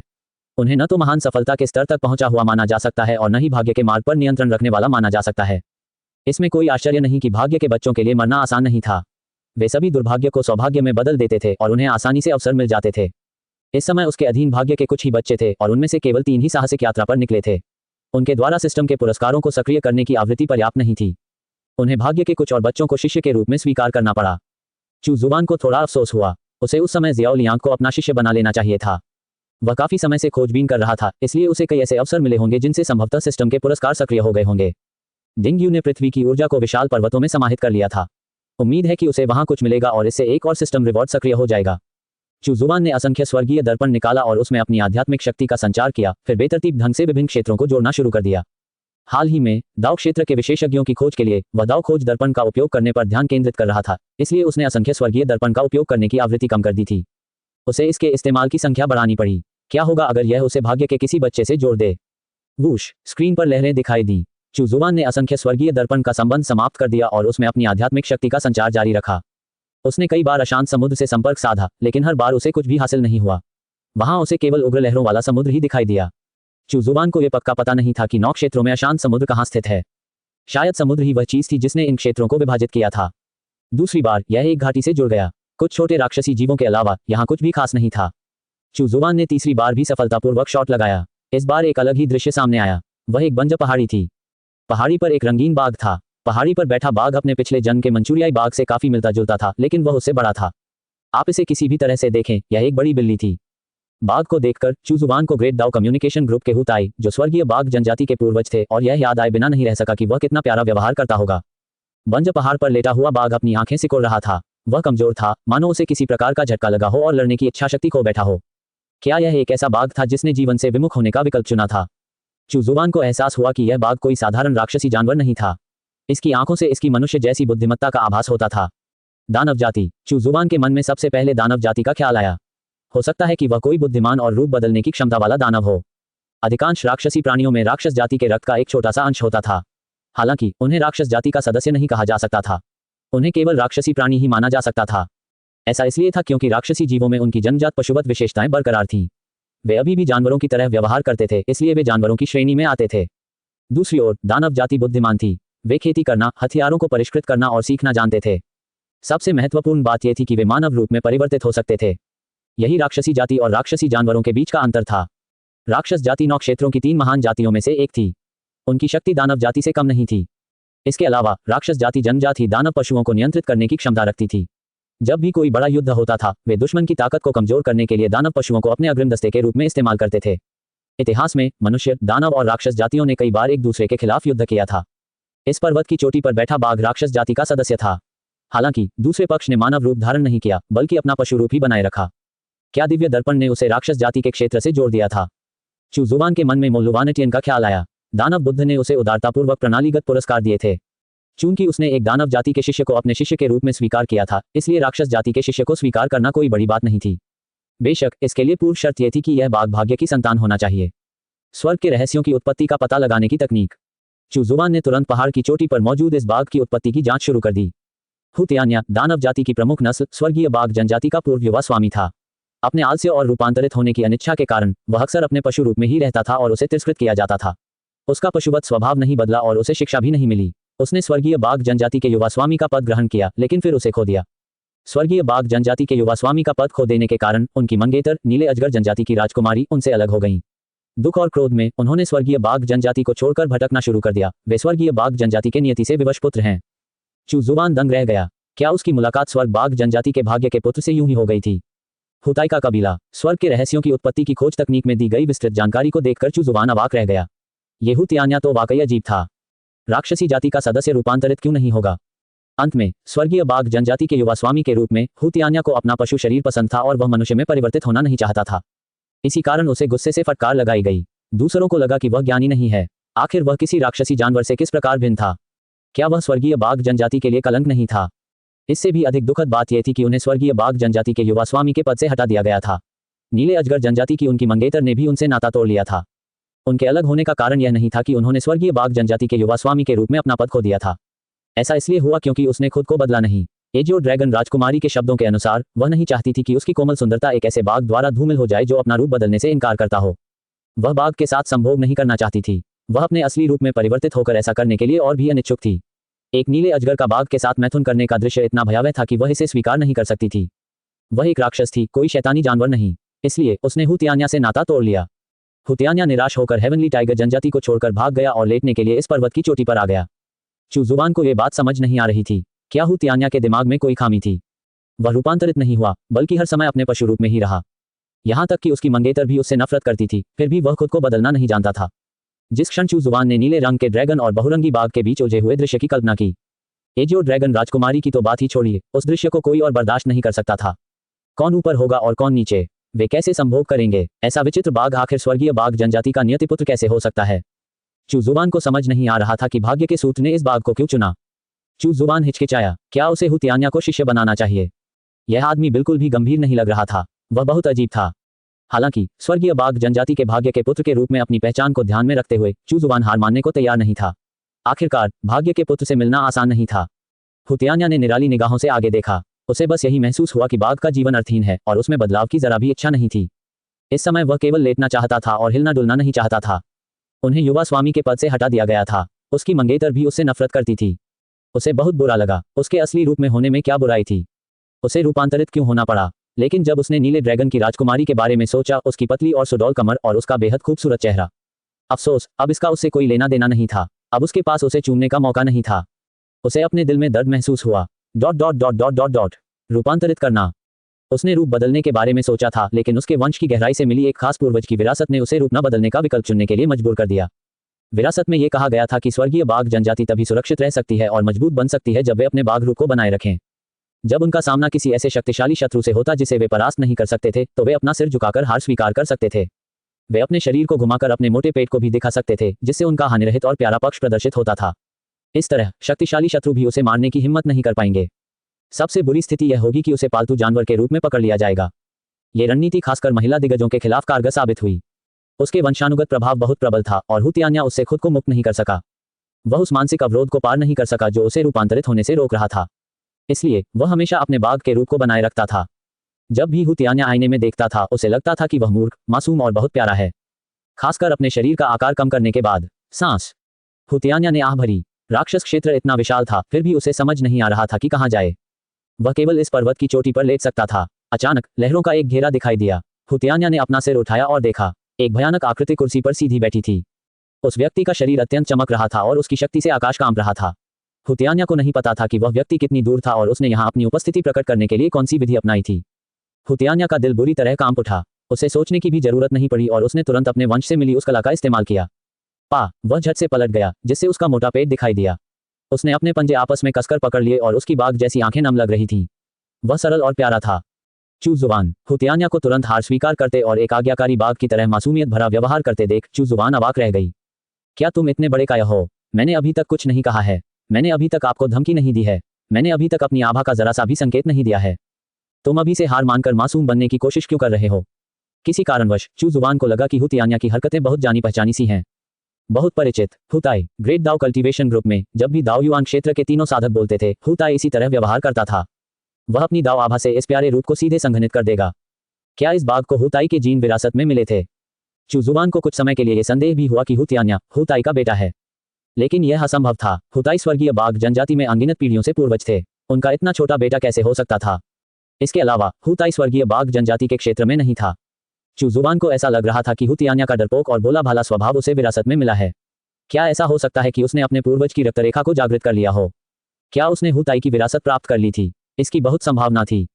छोटे बाघ, क्या तुम मेरे शिष्य बनने को तैयार हो? चू जुबान को हल्का सिर दर्द था। अगर वह हू तियान्या को शिष्य बना लेता। ये जीव रूपांतरित नहीं हुआ, इसलिए यह बाघ से अलग नहीं था। यदि वह उसे सवारी के रूप में ले जाता, नहीं, वह बहुत कमजोर था। हू तियान्या ने पागलों की तरह सिर हिलाया। म्याऊं। उसने एक प्यारी सी म्याऊं भी की। चू जुबान घबरा गई थी। तुम बाघ हो, बिल्ली नहीं। बोलो, तुम शेर हो, बिल्ली नहीं। चू जुबान का चेहरा गुस्से से लाल हो गया। गुरुजी, हू तियान्या आपको प्रणाम करता है। ये लड़का वास्तव में बहुत बुद्धिमान था और उसने तुरंत चू जुबान को अपना गुरु मान लिया। उसका स्वभाव हू ताई जैसा ही था। तुम अभी रूपांतरित हो जाओ, चू जुबान ने कहा। गुरुजी, क्या मेरा रूप बदलना बुरा नहीं होगा? मेरे वंशानुक्रम में लिखा है कि मुझे यूं ही रूप नहीं बदलना चाहिए और मुझे अपना बाघ रूप बनाए रखना चाहिए, हू तियान्या ने हिचकिचाते हुए कहा। जैकपॉट, ये निश्चित रूप से हू ताई के वंश से विरासत में मिला था। इसके पूर्वज ने अपनी कायरता और मासूमियत भरी क्षमताओं को स्वीकार किया था और इसे उसे सौंप दिया था। इसमें कोई आश्चर्य नहीं कि वह स्वर्गीय बाघ जनजाति का भाग्य का पुत्र था। उनकी वंशानुगत विरासत हू ताई से मिली थी, जो स्वर्गीय बाघ जनजाति के पूर्वज थे, इसलिए यह अजीब होगा यदि वह जनजाति के भाग्य के पुत्र के रूप में न उभरे। हू ताई दाव क्षेत्र के 16वें स्तर का विशेषज्ञ था। अपने गुरु के सामने तुम आराम कर सकते हो और रूपांतरित हो सकते हो, अन्यथा तुम केवल एक वाहन बनकर रह जाओगे, शिष्य नहीं, चू जुबान ने गंभीर चेहरे के साथ कहा। जी हाँ गुरुजी, हू तियान्या ने सिर हिलाया। एक वाहन और एक शिष्य के बीच सामाजिक स्थिति का अंतर स्पष्ट था। हू तियान्या मूर्ख नहीं था, वह स्वाभाविक रूप से जानता था कि उसे किसे चुनना है। उसका शरीर डगमगाया और जल्द ही पहाड़ की चोटी पर बाघ के सिर वाला एक प्राणी प्रकट हुआ। उसने रंगीन कपड़े पहने हुए थे। हू तियान्या के बदले हुए रूप को देखकर चू जुबान के होंठ सिकुड़ गए। वह सचमुच बाघ जैसा दिखने वाला व्यक्ति था। उसका बाघ जैसा सिर तो बरकरार था, लेकिन उसका शरीर मानव रूप में परिवर्तित हो चुका था। मेरी ताकत अभी भी कम है, इसलिए मेरी रूपांतरण क्षमता की यही सीमा है, हू तियान्या ने सिर झुकाकर कहा। तुम्हें वापस अपने पशु रूप में परिवर्तित हो जाना चाहिए। चू जुबान अवाक रह गया। हू तियान्या का अर्धमानव रूप उसके पशु रूप से कहीं अधिक बदसूरत था। जब वह अपने पशु रूप में था तो वह एक बड़ी बिल्ली जैसा दिखता था। वह सरल और प्यारा लगता था। हू तियान्या अपने पशु रूप में वापस परिवर्तित हो गया और उसे लगा कि वंशानुक्रम में दिया गया कथन सटीक था।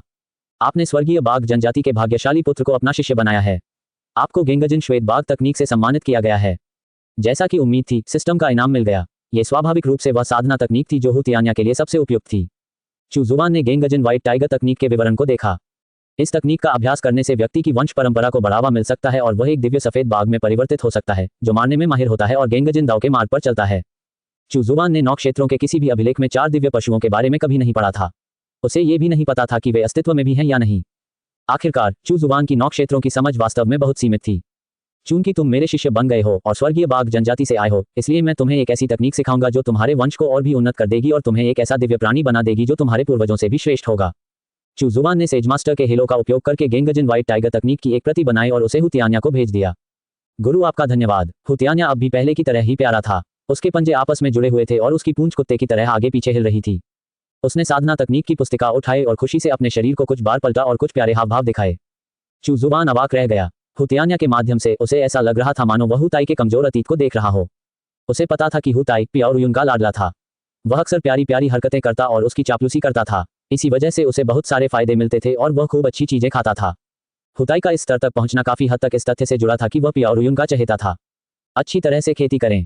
हाँ मास्टर। चू जुबान ने असंख्य स्वर्गीय दर्पण को निष्क्रिय कर दिया। एक और शिष्य को अपने शिष्य के रूप में स्वीकार करने के बाद वह अच्छे मूड में था। वह हू तियान्या से भरपूर पुरस्कार मिलने की उम्मीद कर रहा था। हालांकि हू तियान्या इस समय सत्य क्षेत्र के केवल तीसरे स्तर पर ही था। हालांकि भाग्य के पुत्र की साधना की गति को सामान्य ज्ञान के नजरिए से नहीं देखा जा सकता। गेंगजिन श्वेत बाघ तकनीक प्राप्त करने के बाद उसकी शक्ति में अभूतपूर्व वृद्धि होगी। उन्हें विश्वास था कि जल्द ही हू तियान्या सम्राट स्तर में प्रवेश कर जाएगा। हू तियान्या को अपना शिष्य स्वीकार करने के बाद चू जुबान ने उस पर ज्यादा ध्यान नहीं दिया। उन्होंने अपना पूरा ध्यान दाव क्षेत्र के और विशेषज्ञों की खोज पर केंद्रित रखा। आजकल ग्रेट दाव कम्युनिकेशन ग्रुप में बातचीत करने वाले लोगों की संख्या कम हो गई थी। इसका आकर्षण खत्म हो चुका था और पियाओ रुयुन और अन्य लोग ज्यादा बात नहीं करते थे। दूसरी ओर हू ताई और यंग कोंग के बीच बहुत अच्छे संबंध थे। बाद वाले ने पहले वाले की चापलूसी करने की पूरी कोशिश की और पहले वाले ने बाद वाले का ख्याल रखने की पूरी कोशिश की। हू ताई को अपनी प्रशंसा सुनना बहुत अच्छा लगता था और वह स्वयं से बहुत प्रसन्न प्रतीत होता था। ऐसा लग रहा था मानो उसने स्वर्गीय बाघ जनजाति के पूर्वज और 16वें स्तर के दाव विशेषज्ञ के रूप में अपना सम्मान पुनः प्राप्त कर लिया हो। 1 महीने बाद चू जुबान को अंततः एक और दाव क्षेत्र विशेषज्ञ मिल गया। दर्पण पर प्रतिबिंबित छवि को देखकर चू जुबान क्षण भर के लिए स्तब्ध रह गई। एक और राक्षस। इस बार ये 9 पूंछों वाली लोमड़ी थी। 9 पूंछ वाले लोमड़ी का जिक्र होते ही चू जुबान के मन में उस पौराणिक प्राणी का वर्णन आ गया जिसने सभी जीवित प्राणियों को मोहित कर लिया था और जो दुनिया में सबसे सुंदर था। क्या 9 क्षेत्रों की 9 पूंछ वाली लोमड़ी के लिए भी यही बात लागू होती थी? चू जुबान को थोड़ा अफसोस हुआ कि दर्पण उन दाव क्षेत्र के विशेषज्ञों के बारे में कोई जानकारी प्रदर्शित करने में असमर्थ था जिन्हें उसने खोजा था। ... अन्यथा वह एक नजर में ही बता सकता था कि दूसरा पक्ष कितना शक्तिशाली है और वह कैसा दिखता है। फिलहाल उन्हें ग्रेट दाव के समूह में शामिल करने से पहले स्थिति को समझने के लिए दूसरे पक्ष से संवाद करना आवश्यक था। हमेशा की तरह उसने 9 पूंछ वाली लोमड़ी से संपर्क किया। हू ताई के विपरीत लोमड़ियां सतर्क थीं। हू ताई सरल स्वभाव का और चिड़चिड़ा था। कुछ बातचीत के बाद उसे दूसरे पक्ष के बारे में पता चला। किंग 17वें स्तर की दाव क्षेत्र की 9 पूंछ वाली लोमड़ी थी और लोमड़ी वंश के पूर्वजों में से एक थी। चू जुबान ने किंग को ग्रेट दाव कम्युनिकेशन ग्रुप में शामिल किया और उनका परिचय कराया। हू ताई, नखरीली लोमड़ी, क्या तुम मरना चाहते हो? किंग बेहद क्रोधित थी। हू ताई और किंग ने ग्रुप चैट में झगड़ा शुरू कर दिया। यंग कोंग ने निराशा से नए आए व्यक्ति को देखा। एक और दाव क्षेत्र विशेषज्ञ शामिल हो गया था, लेकिन वह अभी भी यहाँ सबसे कमजोर था। किंग किंग के आने से समूह में फिर से चहल पहल बढ़ गई। चूजुवान ज्यादातर चुप ही रहा और होंग युवानचू और अन्य दो भी चुप रहे, जिससे बड़े ओहदे वाले लोगों के रूप में उनकी स्थिति बरकरार रही। कुछ दिनों बाद नवीनता का आकर्षण समाप्त हो गया और किंग किंग कम बोलने लगी। वहां सबसे सक्रिय लोग अभी भी हु ताए और यंग कोंग ही थे। चूजुवान ने लगन से साधना जारी रखी, अपनी साधना की नींव मजबूत की और जल्द से जल्द दाव क्षेत्र में प्रवेश करने का प्रयास किया। इसके अलावा वह कभी कभी अपने रुतबे का इस्तेमाल यंग कोंग से मिलने और उससे कुछ चीजों के बारे में पूछताछ करने के लिए करता था। 1 साल बीत गया, चूजुवान को कोई और दाव क्षेत्र विशेषज्ञ नहीं मिला। उसकी साधना 2 स्तर बढ़कर दिव्य क्षेत्र के 5वें स्तर पर पहुंच गई। उन्होंने स्थिर दाव सिद्धांत की गहरी समझ हासिल करना जारी रखा और अंततः वे स्थिर दाव सिद्धांत की कुछ बुनियादी शक्तियों का उपयोग करने में सक्षम हो गए। हालांकि चूजुवान को थोड़ी निराशा हुई कि डिंग यू, वांग लुओ और दानव बुद्ध ने आगे कोई सिस्टम पुरस्कार नहीं दिया। यह उल्लेख करना उचित होगा कि चूपिंगफान पहले ही सत्य क्षेत्र के 9वें स्तर को पार कर चुका था। वह सम्राट स्तर में प्रवेश करने के लिए अपनी साधना की नींव मजबूत करने की प्रक्रिया में था। चूजुवान को चूपिंगफान से बहुत उम्मीदें थीं। सत्य के क्षेत्र में उनकी तीव्र प्रगति में संसाधनों ने भले ही महत्वपूर्ण भूमिका निभाई हो, लेकिन उनकी प्रतिभा ने उससे भी कहीं अधिक महत्वपूर्ण भूमिका निभाई थी। इसके अलावा चूपिंगफान ने पॉकेट डायमेंशन में प्रवेश नहीं किया था, इसलिए वह साधना के लिए वहां के समय प्रवाह के अंतर पर निर्भर नहीं था। चूजुवान सम्राट स्तर में प्रवेश करने के लिए उत्सुक था। तब इसके पुरस्कार भरपूर होंगे। चू युन ने सम्राट क्षेत्र के दूसरे स्तर को पार कर लिया था, जबकि सू शियान ए पहले से ही सम्राट क्षेत्र के 6ठे स्तर पर थी। हालांकि वह लंबे समय से गुप्त आयाम में रही थी, लेकिन उसने अपने स्तर को दबाने के लिए लगातार साधना नहीं की। इसके बजाय उसने कुछ जानकारी को व्यवस्थित किया या गोलियों, हथियारों और युद्ध संरचनाओं को परिष्कृत करना सीखा। चूजुवान अक्सर चू युन को दवा बनाने के बारे में कुछ सुझाव देती थी और उसे कुछ गुप्त तकनीकें सिखाती थी। चू परिवार ने भी पिछले 1 साल में तेजी से तरक्की की है। चू युन की औषधीय गोलियों की मदद से और चू परिवार की विरासत की खोज के बाद उनकी ताकत लगातार बढ़ती गई। यह उल्लेख करना उचित होगा कि चू परिवार अभी भी झाओ और हे परिवारों के साथ घनिष्ठ संबंध बनाए हुए था। किन परिवार के साथ उनके संबंध कुछ हद तक दूर के थे क्योंकि वे महान किन राजवंश के प्रशासन का हिस्सा नहीं थे। वर्तमान में चू परिवार में सबसे शक्तिशाली व्यक्ति सत्य क्षेत्र के 9वें स्तर का एक बुजुर्ग था। वहां 10 से अधिक एकता क्षेत्र के विशेषज्ञ और 3 सत्य क्षेत्र के विशेषज्ञ थे। महान किन राजवंश के दौरान उन्हें एक बहुत ही शक्तिशाली शक्ति माना जाता था। दक्षिणी क्षेत्र के भीतर उन्हें मध्य स्तर की सेना माना जा सकता है। चू युन की वजह से अब कोई भी चू जुबान को परेशान करने नहीं आता था। ऐसा लगता था मानो वे चू जुबान के अस्तित्व को ही भूल गए हों। चू तियानमिंग ने भी उसे पैतृक निवास पर लौटने के लिए दबाव डालना बंद कर दिया था। बेशक इसका कारण शायद यही था कि पिछली बार चू जुबान ने उसे नाराज कर दिया था। 1 साल के भीतर स्वर्गीय दाव ताबीज योजना में लगातार प्रगति हुई थी। ब्लैक मून टावर के सरदारों का इस्तेमाल करते हुए चू जुबान ने हमले की पहल की। उसने अपने लोगों को अपनी शक्ति के अंशों को ले जाने का आदेश दिया और चुपचाप ब्लैक मून टावर के कई उच्च अधिकारियों और विशेषज्ञों को नियंत्रित किया। वर्तमान में ब्लैक मून टावर के प्रभारी सबसे उच्च पदस्थ व्यक्ति का पद 7 सितारा टावर लॉर्ड का था, जिस पर उनका नियंत्रण था। उनकी साधना सर्वोच्च स्तर के 6ठे स्तर पर थी। 7 सितारा टावर लॉर्ड होने के नाते ब्लैक मून टावर में उनका रुतबा कम नहीं था। इसके बावजूद उन्हें ब्लैक मून टावर के पीछे के मास्टरमाइंड के बारे में कुछ भी पता नहीं था। ये देखकर चू जुबान और भी सतर्क हो गया। शायद ब्लैक मून टावर के पीछे खड़ा व्यक्ति दिव्य स्तर का विशेषज्ञ था। ब्लैक मून टावर के दक्षिणी क्षेत्र का प्रभारी अब बाओहोंग ज्ञान था। चू जुबान ने उसकी ओर से मामलों को संभालने की क्षमता के लिए उसे पुरस्कृत किया था। उसने उसे कुछ समय के लिए साधना करने हेतु गुप्तायाम में प्रवेश करने की अनुमति दी और सम्राट स्तर तक पहुंचने में उसकी सहायता की। उसी समय उन्होंने उसे आभा को छुपाने की गुप्त तकनीक सिखाई। बाओहोंग ज्ञान ने स्वर्गीय दाव ताबीज योजना के कार्यान्वयन में बहुत योगदान दिया था और उनकी प्रबंधन और परिचालन क्षमताएं उत्कृष्ट थीं। इसलिए चू जुबान उसे पसंद करती थी। अब पूरे उत्तरी क्षेत्र में घुसपैठ हो चुकी थी और चू जुबान को पर्दे के पीछे की हर तरह की जानकारी तक पहुंच प्राप्त थी। संचार ताबीज बनाने की कुछ विधियों का खुलासा हो गया था। इसके बावजूद ब्लैक मून टावर के संचार ताबीजों की बिक्री पर इसका कोई असर नहीं पड़ा। हालांकि इससे विभिन्न बड़े गुटों को संचार ताबीज का उपयोग करने में अधिक सहजता महसूस हुई, क्योंकि उन्हें अपने द्वारा बनाए गए संचार ताबीज के माध्यम से जानकारी लीक होने की चिंता नहीं थी। परिणामस्वरूप चू जुबान को अधिकाधिक रहस्य जानने का अवसर मिला।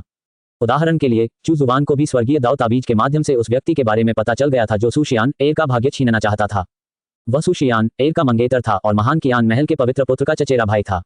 सू कबीले ने बहुत मेहनत की थी और यहाँ तक कि अपने कबीले की भाग्य की वस्तु भी उधार दे दी थी, लेकिन अंत में भाग्य के प्रकोप के दौरान वह वस्तु चकनाचूर हो गई।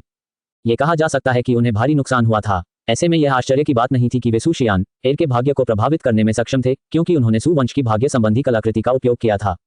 आखिरकार सू शियान एर के भीतर सू वंश का रक्त बह रहा था, इसलिए सू वंश की भाग्य प्रतिमा का उस पर अधिक प्रभाव था।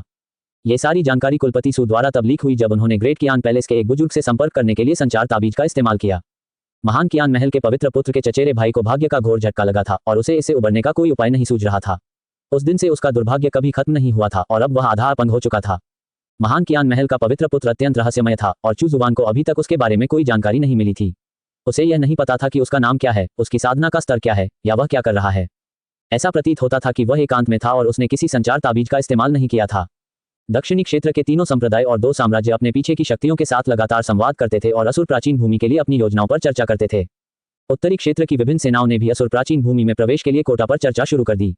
कोटा निर्धारित करने के लिए उन्होंने एक प्रतियोगिता आयोजित करने का भी निर्णय लिया। विभिन्न बलों के युवा प्रतिभाशाली प्रतिभागी इसमें भाग लेंगे। प्रतियोगिता में उनकी रैंकिंग के आधार पर उन्हें अतिरिक्त या कम प्रवेश स्लॉट आवंटित किए जाएंगे। बेशक घुमंतु किसान भी इसमें भाग ले सकते थे। आखिरकार कई घुमंतु साधक थे और उनमें से काफी संख्या में बलवान भी थे। यदि वे घुमंतु साधकों को पूरी तरह से बाहर कर देते तो संभावना थी कि वे आपस में मिलकर उपद्रव मचा देंगे। इसलिए उन्होंने घुमंतु किसानों में से शक्तिशाली लोगों को प्रसन्न करने के लिए कुछ निश्चित स्थान आवंटित किए। प्रतियोगिता का आयोजन अस्थायी रूप से 10 साल बाद निर्धारित किया गया था। बेशक इससे पहले भी इसके होने की संभावना से इनकार नहीं किया जा सकता था। चू जुवान ने वांग लुओ और डिंग यू को प्रतियोगिता में भाग लेने की अनुमति दी और जियांग शिंग भी इसमें शामिल होगा। प्रतियोगिता में पूरे उत्तरी क्षेत्र के साधक भाग ले रहे थे, इसलिए सिस्टम रिवॉर्ड मिलने की संभावना बहुत अधिक थी। आप देख रहे हैं कल्टिवेशन मॉडल। अगर आपको हमारा कंटेंट पसंद आता है तो लाइक, शेयर और सब्सक्राइब जरूर करें। चू जुवान को उत्तरी क्षेत्र के विभिन्न गुटों की सूचनाओं और योजनाओं तक पूरी पहुंच थी और वह उनकी गुप्त योजनाओं के बारे में काफी कुछ जानता था। उदाहरण के लिए दुष्ट शाही दरबार में एक दुष्ट सेनापति था जो वास्तव में महान कियान राजवंश के लिए एक जासूस था। अधिक सटीक रूप से कहें तो वह महान कियान राजवंश का एक व्यक्ति था जिसने बुरी तकनीकों का अभ्यास किया था। एक और उदाहरण 9 स्वॉर्ड्स माउंटेन के एक बुजुर्ग व्यक्ति का था जो ग्रेट कियान पैलेस के लिए जासूस था। हेवनली काल्ड्रॉन माउंटेन का एक और डीकन फ्लोटिंग फ्लावर पवेलियन का जासूस था। सभी प्रमुख गुटों ने शतरंज के मोहरे बिछा दिए थे और अपने प्रतिद्वंद्वियों के बीच जासूस भेज दिए थे।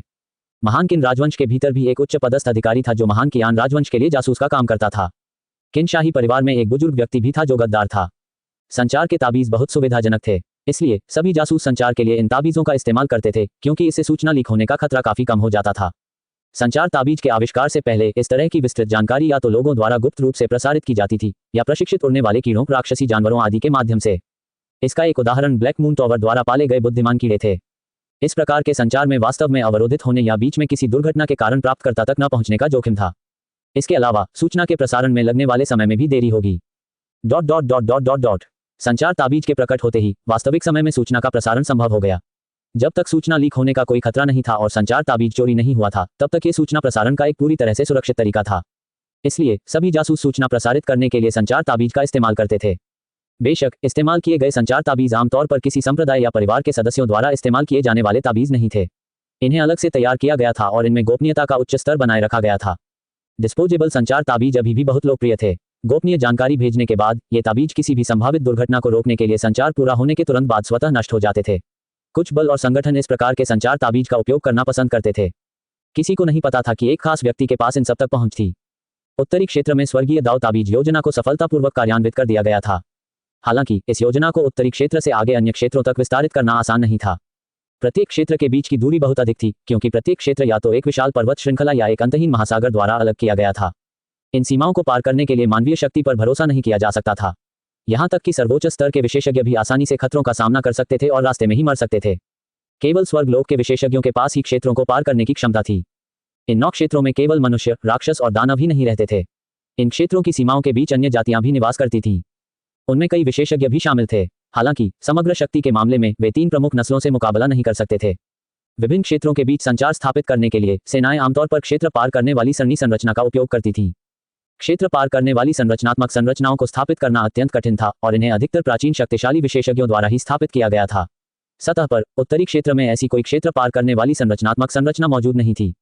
हालांकि यह अज्ञात था कि क्या कुछ प्राचीन खंडहरों में किसी प्रकार की अवशेषी क्षेत्र पार करने वाली सरणी संरचनाएं मौजूद थीं। यदि ऐसा होता भी तो ये ऐसी चीजें नहीं थी जिनका उपयोग सामान्य सेनाएं कर सकती थीं।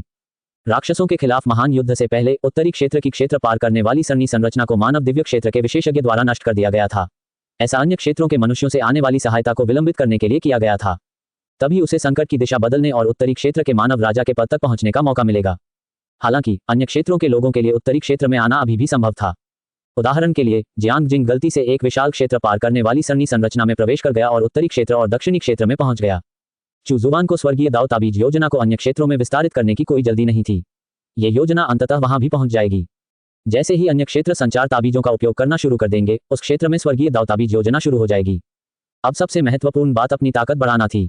जब तक कोई दाव क्षेत्र में प्रवेश नहीं कर लेता तब तक उसे 9 क्षेत्रों में अजेय नहीं माना जा सकता था।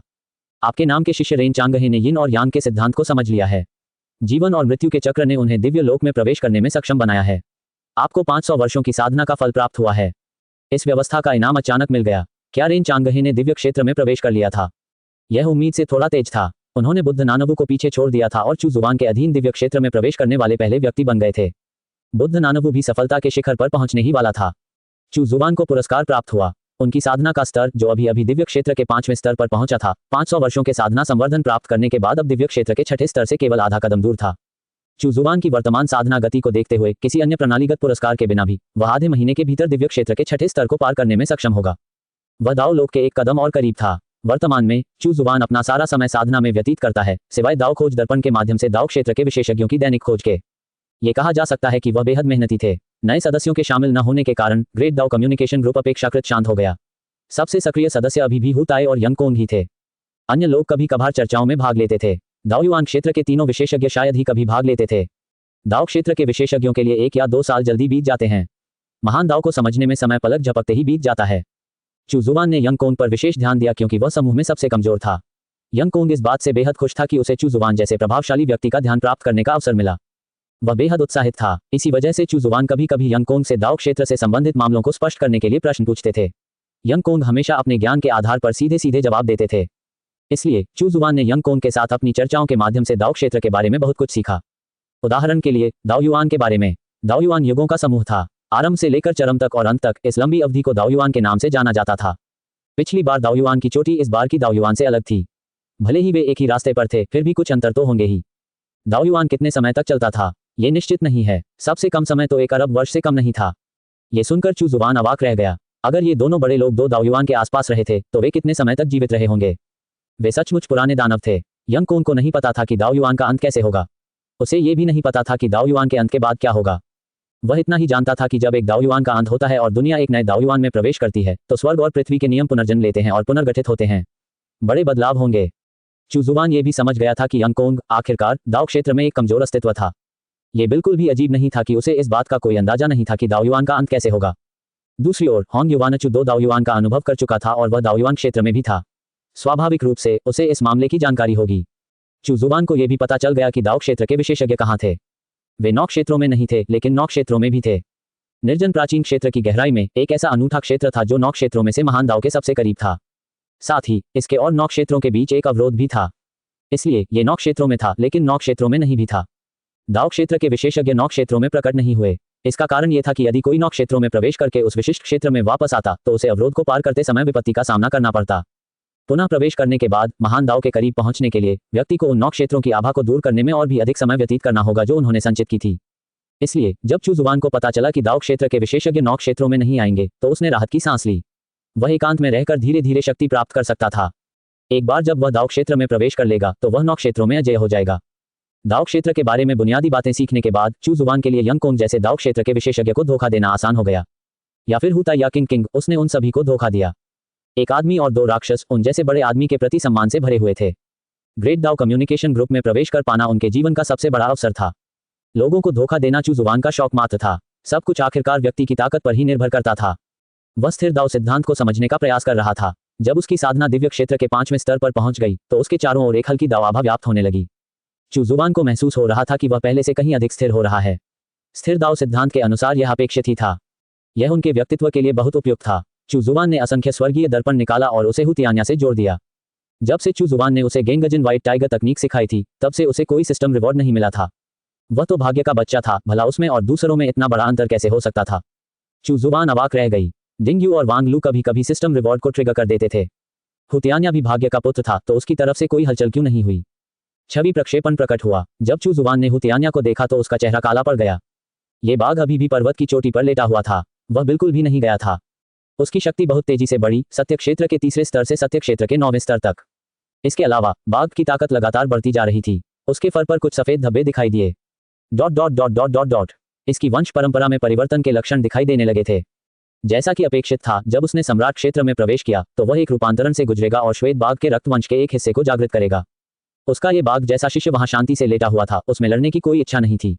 भला वह ऐसी बात कैसे होने दे सकता था। अगर हुतियान्या ने लड़ाई नहीं की और परेशानी खड़ी नहीं की तो उसे सिस्टम रिवॉर्ड कैसे मिल सकता था। वह उसे अब और आलस करने नहीं दे सकता था। चू जुवान की छवि का प्रक्षेपण प्रकट हुआ। हुतियान्या मास्टर को नमस्कार करता है। हुतियान्या ने तुरंत घुटने टेक दिए और प्रणाम किया। उसने अत्यंत शीघ्र प्रतिक्रिया दी। चू जुवान अवाक रह गई। हुताई की वंशानुगत विरासत रखने वाले व्यक्ति से यही उम्मीद थी। हुतियान्या, हाँ मास्टर, तुम्हारे साधना का उद्देश्य क्या है? तुम किस लिए बलवान बन रहे हो? चू जुवान ने हुतियान्या को धोखा देने का फैसला किया ताकि वह परेशानी खड़ी करे और इस पर्वत शिखर को छोड़कर चला जाए। किस कारण के लिए? हुतियान्या अचंभित होकर बोली, ताकि मुझे खाया न जाए। चू जुबान के चेहरे के भाव गुस्से से भर गए। वह अपने गुस्से पर काबू रखते हुए बोला, तुम्हें स्वर्गीय बाघ जनजाति से निकाल दिया गया था। क्या तुमने कभी वापस जाकर अपनी नई मिली शक्ति का प्रदर्शन करने के बारे में नहीं सोचा? तुम्हारी मंगेतर तुमसे नफरत करती थी। क्या तुमने कभी अपनी गरिमा वापस पाने के बारे में सोचा है? मैंने तुम्हें गेंगजिन श्वेत बाघ तकनीक सिखाई है। यह एक सर्वोच्च तकनीक है जो तुम्हें एक दिव्य श्वेत बाघ में रूपांतरित होने में मदद कर सकती है। क्या तुम अपने समकक्षों के बीच अजेय नहीं बनना चाहते? हुतियान्या ने सावधानी से कहा, हाँ मैं करती हूँ, लेकिन मुझे खतरे से डर लगता है। चू जुबान के चेहरे के भाव और भी गंभीर हो गए। ये कैसा बहाना है? खतरा हर जगह है। तुम इस पहाड़ की चोटी पर लेटे हुए थे और आसानी से निशाना बन सकते थे। खतरा कभी भी आ सकता है। तुम एक दिव्य बाघ हो। राक्षस जाति ताकतवर बनने के लिए मांस और खून खाती है। तुम्हारी यही पहचान तुम्हें एक आकर्षक लक्ष्य बनाती है। हमला करने की पहल करके ही आप खतरे का समाधान कर सकते हैं। बिना कठिनाइयों और खतरों का सामना किए आप एक सच्चा बाघ कैसे बन सकते हैं? क्या तुम बाघों के स्वामी नहीं बनना चाहते? तुम्हारे पूर्वज की दहाड़ ने 9 क्षेत्रों को झकझोर दिया था। उनकी शक्ति हर क्षेत्र में गूंज उठी थी। जब तुम ये हासिल कर लोगे तभी तुम बिना पछतावे के जी पाओगे। चू जुबान ने उस पर एक के बाद एक कई वाक्य बरसाए, जिससे हुतियान्या का खून खौलने लगा और वह और भी अधिक उग्र हो गया। तुम्हारी मंगेतर तुमसे नफरत करती थी और हेवनली टाइगर जनजाति भी तुमसे नफरत करती थी। अब समय आ गया है कि तुम अपना सम्मान वापस पाओ। इतने लंबे समय तक कष्ट सहने के बाद क्या तुम अपना रवैया नहीं बदलोगे? खुद को किसी के दबाव में मत आने दो। हुतियान्या का नाम राक्षस क्षेत्र में गूंजना चाहिए। हुतियान्या का खून खौल रहा था। वह जोश से भरा हुआ था और आसमान की ओर दहाड़ रहा था। गुरुजी सही कह रहे हैं। मैं लड़ना चाहता हूँ। मैं बाघों का सरदार बनना चाहता हूँ। मैं उन्हें बताना चाहता हूँ कि उनका चुनाव गलत था। मैं एजियो ड्रैगन की राजकुमारी को यह बताना चाहता हूँ कि मुझे खोना उसके जीवन की सबसे बड़ी गलती थी। अब मैं और किसी के दबाव में नहीं आऊंगा। चू जुबान ने प्रशंसा में सिर हिलाया। वह हुतियान्या से बहुत संतुष्ट था। जाओ, अपनी गरिमा के लिए लड़ो और सभी राक्षसों द्वारा पूजे जाने वाले महान श्वेत बाघ बनो। हाँ मास्टर। हुतियान्या ऊर्जा से भरपूर था। वह उछलकर तेजी से पहाड़ की चोटी से नीचे उतर गया। वह स्वर्गीय बाघ जनजाति और नीले ड्रैगन राजकुमारी के पास वापस जाकर चिल्लाना चाहता था, मैं अपना सम्मान वापस पाऊंगा। अब मैं और किसी के दबाव में नहीं आऊंगा। गुरुजी सही थे। उनका खून खौल रहा था। अगर वे दहाड़ते नहीं तो वे अपनी दबी हुई भावनाओं को बाहर नहीं निकाल पाते। चू जुबान ने संतुष्टि से सिर हिलाया। भला स्वर्ग बाघ जनजाति का भाग्य का पुत्र हुतियान्या पहाड़ की चोटी पर आलस कैसे कर सकता है? उसने मायरीड हेवनली मिरर को निष्क्रिय कर दिया और हुतियान्या द्वारा सिस्टम रिवार्ड को सक्रिय करने की प्रतीक्षा करने लगा। इसके बाद उन्होंने रेन चांगहे से संपर्क किया। उसने पाया कि रेन चांगहे पतित देव गुफा से भाग निकला था और वर्तमान में निर्जन प्राचीन क्षेत्र में एक पर्वत शिखर पर पालथी मारकर बैठा साधना कर रहा था। प्रभु को नमस्कार। रेन चांगहे ने आदरपूर्वक सिर झुकाया। यदि उसका गुरु न होता तो वह अब तक एक सूखी लाश में बदल चुका होता। उसे कभी भी दिव्य लोक में प्रवेश करने का अवसर न मिलता। मुझे खुशी है कि आप सफलता हासिल करने में कामयाब रहे। चू जुबान को याद था कि दाओ युआन का अंत निकट आ रहा है। उसे यह आभास था कि 9 क्षेत्रों में कुछ बड़ा घटित होना निश्चित है। असुर प्राचीन भूमि का खुलना संभवतः शुरुआती बिंदुओं में से एक होगा। इसलिए उन्होंने कहा, 9 क्षेत्र उथल पुथल का सामना करने वाले हैं। यह एक अवसर भी है और एक संकट भी। 10 वर्षों में आप उत्तरी क्षेत्र के दक्षिणी क्षेत्र की ओर बढ़ेंगे। क्या 9 क्षेत्रों में उथल पुथल मचने वाली थी? रेन चांगहे का दिल जोर से धड़कने लगा। उसने तुरंत पूछा, गुरुजी, 9 क्षेत्रों में किस तरह की उथल पुथल मचेगी? जब आपके जानने का समय आएगा तो मैं आपको स्वयं बता दूंगा। 10 साल बाद उत्तरी क्षेत्र के दक्षिणी भाग में जाए और मेरे निर्देशों की प्रतीक्षा कीजिए। हाँ मास्टर। रेन चांगहे ने आदरपूर्वक आदेश स्वीकार कर लिया। हालांकि उसने सोचा कि कुछ न कुछ जरूर हुआ होगा और उसका मालिक उत्तरी क्षेत्र में कोई योजना लागू करना चाहता होगा। ये औषधीय गोली आपकी साधना को गति देने और आपकी नींव को मजबूत करने में मदद करेगी। चू जुबान ने दिव्य मूल की गोलियों की 2 बोतलें भेजी। उसके पास वैसे भी बहुत सारी दवाएं थीं, इसलिए वह उन सभी को खत्म नहीं कर सका। रेन चांगहे केवल प्रथम स्तर का दिव्य साधक था, इसलिए वह अभी भी थोड़ा कमजोर था। चू जुबान चाहता था कि वह जल्द से जल्द अपनी शक्ति बढ़ाए। तभी वह असुरों की प्राचीन भूमि के खुलने पर उसकी मदद कर सकता था। आखिरकार उसने किन यंग से वादा किया था कि वह सम्राट स्तर से ऊपर के किसी भी साधक को भाग्य के खजानों के लिए चल रही लड़ाई में हस्तक्षेप करने से रोकेगा। उस समय का मानव दिव्य क्षेत्र विशेषज्ञ प्रथम या द्वितीय स्तर का दिव्य क्षेत्र साधक नहीं होता था। यदि उसका लक्ष्य उत्तरी क्षेत्र का मानव राजा बनना था तो उसे अपने दिव्य स्तर की साधना की चरम सीमा के करीब होना ही था। उनका अनुमान था कि दिव्य क्षेत्र का मानव विशेषज्ञ दाव क्षेत्र में प्रवेश करने ही वाला था। भले ही वह दिव्य क्षेत्र के शिखर पर न हो, लेकिन वह उसके काफी करीब होना चाहिए। रेन चांगहे की शक्ति कमजोर नहीं थी, लेकिन असुर प्राचीन भूमि के खुलने के लिए अनगिनत योजनाएं और तैयारियां की गई थीं। जब असुरों का प्राचीन भूभाग खुलेगा तो निश्चित रूप से दिव्य क्षेत्र के विशेषज्ञ हस्तक्षेप करेंगे। किसी क्षेत्र के भाग्य में छिपे खजाने से कौन आकर्षित नहीं होगा? रेन चांगहे के लिए दिव्य उत्पत्ति की गोलियों की 2 बोतलें ही दिव्य क्षेत्र के तीसरे या चौथे स्तर तक तेजी से आगे बढ़ने के लिए पर्याप्त थी। आखिरकार ये तो सिस्टम द्वारा निर्मित औषधीय गोलियां ही थीं। हर कोई चू जुबान जैसा नहीं था जिसे सफलता पाने के लिए इतनी बड़ी मात्रा में संसाधनों की आवश्यकता थी। गुरु आपका धन्यवाद। रेन चांगहे को दवा की गोलियां मिली और वह बेहद उत्साहित हो गया। इन औषधीय गोलियों का सेवन करने के बाद वह सफलतापूर्वक दिव्य लोक में प्रवेश कर चुका था, इसलिए वह इन औषधीय गोलियों की प्रभावशीलता के बारे में पूरी तरह से अवगत था। क्या आपको अपनी खेती के बारे में कोई संदेह है जिसे स्पष्ट करने की आवश्यकता है? चू जुबान ने पूछना जारी रखा। कुछ लोग। रेन चांगहे का चेहरा शर्म से लाल हो गया था। उसे यह विश्वास और भी पुख्ता होता जा रहा था कि वह एक निकम्मा है, न कि प्रतिभाशाली। वास्तव में वह यिन यांग संयोजन दिव्य मोहर को पूरी तरह से समझ नहीं पाया था। हर बार जब उसे लगता था कि उसने इसे पूरी तरह समझ लिया है और उसकी शक्ति बढ़ गई है, तो उसे एहसास होता था कि अभी भी कुछ ऐसा है जिसे वह नहीं समझ पाया है। एक प्रमुख क्षेत्र में सफलता प्राप्त करने के बाद ये भावना और भी स्पष्ट हो गई। उन्हें ऐसा महसूस हुआ कि यिन यांग संयोजन दिव्य मोहर की गहनता अनंत है। बोलना। रेन चांगहे की साधना संबंधी शंकाओं को दूर करने और उन्हें यिन यांग संयोजन दिव्य मोहर के बारे में समझाने के बाद चू जुवान ने असंख्य स्वर्गीय दर्पण को निष्क्रिय कर दिया। रेन चांगहे से संबंध तोड़ने के बाद चू जुवान ने डू युआन को याद किया। अब समय आ गया था कि वह अपने इस सेवक को अनुशासित करे। सर्वोच्च स्तर के साधक होने के नाते वह कुछ हद तक कमजोर था। इसलिए उसने चूली को बुलाया। चूली ओरिजिन दाओ क्रिस्टल में साधना कर रहा था। वह पहले ही दिव्य क्षेत्र के तीसरे स्तर तक पहुंच चुका था। चू जुवान को तो यह भी संदेह था कि यदि वे ओरिजिन दाओ क्रिस्टल में साधना जारी रखते हैं तो चूली और चूएर एक अलग प्रकार के जीव में परिवर्तित हो जाएंगे। उनमें वास्तव में जीवित प्राणियों की आध्यात्मिक बुद्धि और चेतना होगी। आप देख रहे हैं कल्टिवेशन मॉडल। अगर आपको हमारा कंटेंट पसंद आता है तो लाइक, शेयर और सब्सक्राइब जरूर करें। चू जुवान ने सर्वोच्च स्तर की साधना की कुछ गोलियां और स्वर्ग लोक में प्रवेश करने वाली गोलियां निकाली और चूली को दे दी। उसने चूली से कहा कि वह इन्हें डू युआन को दे दे। वर्तमान में do yuan black moon tower के गार्ड डिवीजन में एक विशेषज्ञ के रूप में कार्यरत थे और दक्षिणी क्षेत्र के ब्लैक मून टॉवर की देखरेख कर रहे थे। वह चू जुवान के निर्देशों की प्रतीक्षा कर रहा था। असुर प्राचीन भूमि के खुलने से पहले गोलियों की सहायता से डू युआन की शक्ति को स्वर्ग स्तर तक बढ़ाना मुश्किल नहीं होगा।